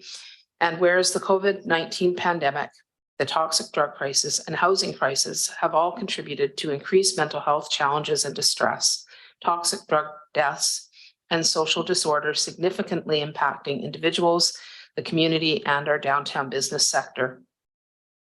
Therefore, be it resolved that Council pledge and communicate its strong support to have Courtenay selected for implementation of peer-assisted care teams and to commit to partnerships with community organizations to develop PACT teams should the City of Courtenay be selected. And maybe I'll let Councillor Hillian speak a bit to it. And if there's anything else I'd like to add, I'll chime in later. Thank you. Councillor Hillian. Oh, sorry. Excellent. Thanks, Mayor. So those of us who were at the town hall meeting to hear concerns from the downtown business community in March would have been as moved as I was when business owners, when they had the opportunity to speak, stood up and said things like, "What do I do when someone is having a mental health crisis in my store? Who do I call if somebody is standing in the rain in front of my store in a disoriented state?" It was a real dilemma that our business community members were facing. And that stood out to me far more than any other concerns that were expressed that night. I know that there are some people who had taken a different approach to this than others, but I saw this as people genuinely asking questions of our whole system of care for individuals who are obviously wounded beyond the ability to look after themselves. Our Chief Medical Health Officer, Dr. Ans, really perked up at that issue as something that we should be able to do something about. It was shortly after that we learned of the expansion of the PACT program, which is run by the Canadian Mental Health Association. It currently is operating in the North Shore, in New Westminster and downtown Victoria. And they're expanding 3 more locations this year, and I believe 4 in the following year. So we convened a meeting with city staff, with Ms. Saunders representing staff, and Councillor Moran and myself, and representatives of the Coalition to End Homelessness, and got the information from the people who run the program. And staff set in motion to work with the coalition leadership to get an application developed for the city. So this resolution is really about putting this on the record that council supports that application. The hope is that we can get a team operating in this community before too long, teams that consist of a mental health professional along with someone with lived experience who can respond on the basis of a call from someone that somebody is in distress related to mental health, and can come and provide support and hopefully access to services. And I think that it's important that we do this, that we make the most use of services that are available to reach those in need, but also that we let people in our community who are concerned about these issues know of the efforts that we're making to try and make a difference. Thanks. Thanks for those comments, Councillor Hillian, and to both Councillor Hillian and Councillor Moran for bringing this forward. Councillor Zucker. Yeah, just to echo that, really want to lift my hands up to Councillor Hillian and Moran and staff and the coalition members for leading this. As someone who's worked in this sector for a long time, this is different versions of the PACT. Has been trialed across North America, and the evidence is quite clear that it decreases recidivism with crime, health and social, positive health and social impacts on community and the individuals in whom the service provides support to. I'm really excited to see this come forward. I think that this is something that this council obviously has spoken in different ways about. The other thing I wanted to add, as I shared in my report, is the Comox Valley Substance Use Strategy, as part of their recommendation, has a peer-assisted care team for the Comox Valley as one of their key recommendations. And so we know the evidence around these teams supports the social cohesion and the health for our community that we want to see. We also know that locally, this is something through the Comox Valley Substance Use Strategies, extensive consultation with peers, individuals, family members, people who use substances, unhoused population. These are things that people in our community are asking for. And so with that, I'm happy to support this motion. Thanks for those comments, and back to Councillor Moran. Great, thanks, Mayor. I'll just add a couple of comments, and then I do have a request of staff. A minor request, not a bunch of work. Yes, as Councillor Hillian described, I think many of us have been trying to come up with ways to provide some kind of response that would address concerns that are not appropriate for RCMP. We know that RCMP do respond to incidences, but they're triaged, and by the time RCMP gets down to perhaps a business where something's happening, the person may have moved along, and then of course we don't know what's happened with that person in distress after that as well. So this is as it states, a trauma-informed response, a compassionate response, which is really what I'm always after, because I know, as Councillor Jolicoeur as well has worked with folks with these challenges, that often these behaviors come from a place of a trauma response, or just not being having the capacity in the moment to kind of emotionally regulate themselves, and things can escalate quickly in those situations, and we want to avoid that. So that's what this is all about. So it doesn't replace RCM response to violence or criminal acts. I want to make that clear. These teams would be responding to other situations. When we spoke to the PAC coordinators, they also said that this would be a 24/7 response team. So these would be, if approved, these would be available in other communities. They're available 24/7. And I guess just finally, this process in terms of trying to get these PAC teams to our community does include a community-wide sort of recommendation process. And the more community folks we can have making the case that we really need this here, the better.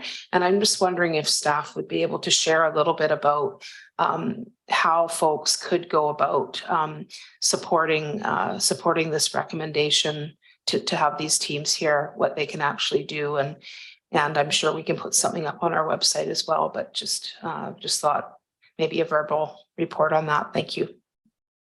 Right, acting city manager. Sure. Thank you, Councillor Moran. If anyone in the community is interested in putting the city of Courtenay or the Comox Valley forward for one of these PAC teams, they can go to the CMHA website, so cmha.bc.ca, and follow the links to peer assisted care teams. The Coalition to End Homelessness has put together sort of a 1 or 2 pager with background information, and I know that they've shared that widely with their members. And I know it's gone wider than just their membership to the business community, just to provide some additional information to support folks in making those nominations. It's quite a simple process, a few questions to fill out. And I just through conversation with our colleagues, I'm aware of many organizations, nonprofit service organizations and businesses already putting forward nominations, and of course staff put forward a nomination. Yeah, thanks, Council Moran, and to all the council for the great discussion around this. And really like to see how fast everybody's been moving to make sure this happens. No further questions or comments. So all those in favor, and that passes unanimously. Next, we have our council procedure amendment bylaw 3102/2023, and Councillor Frisch.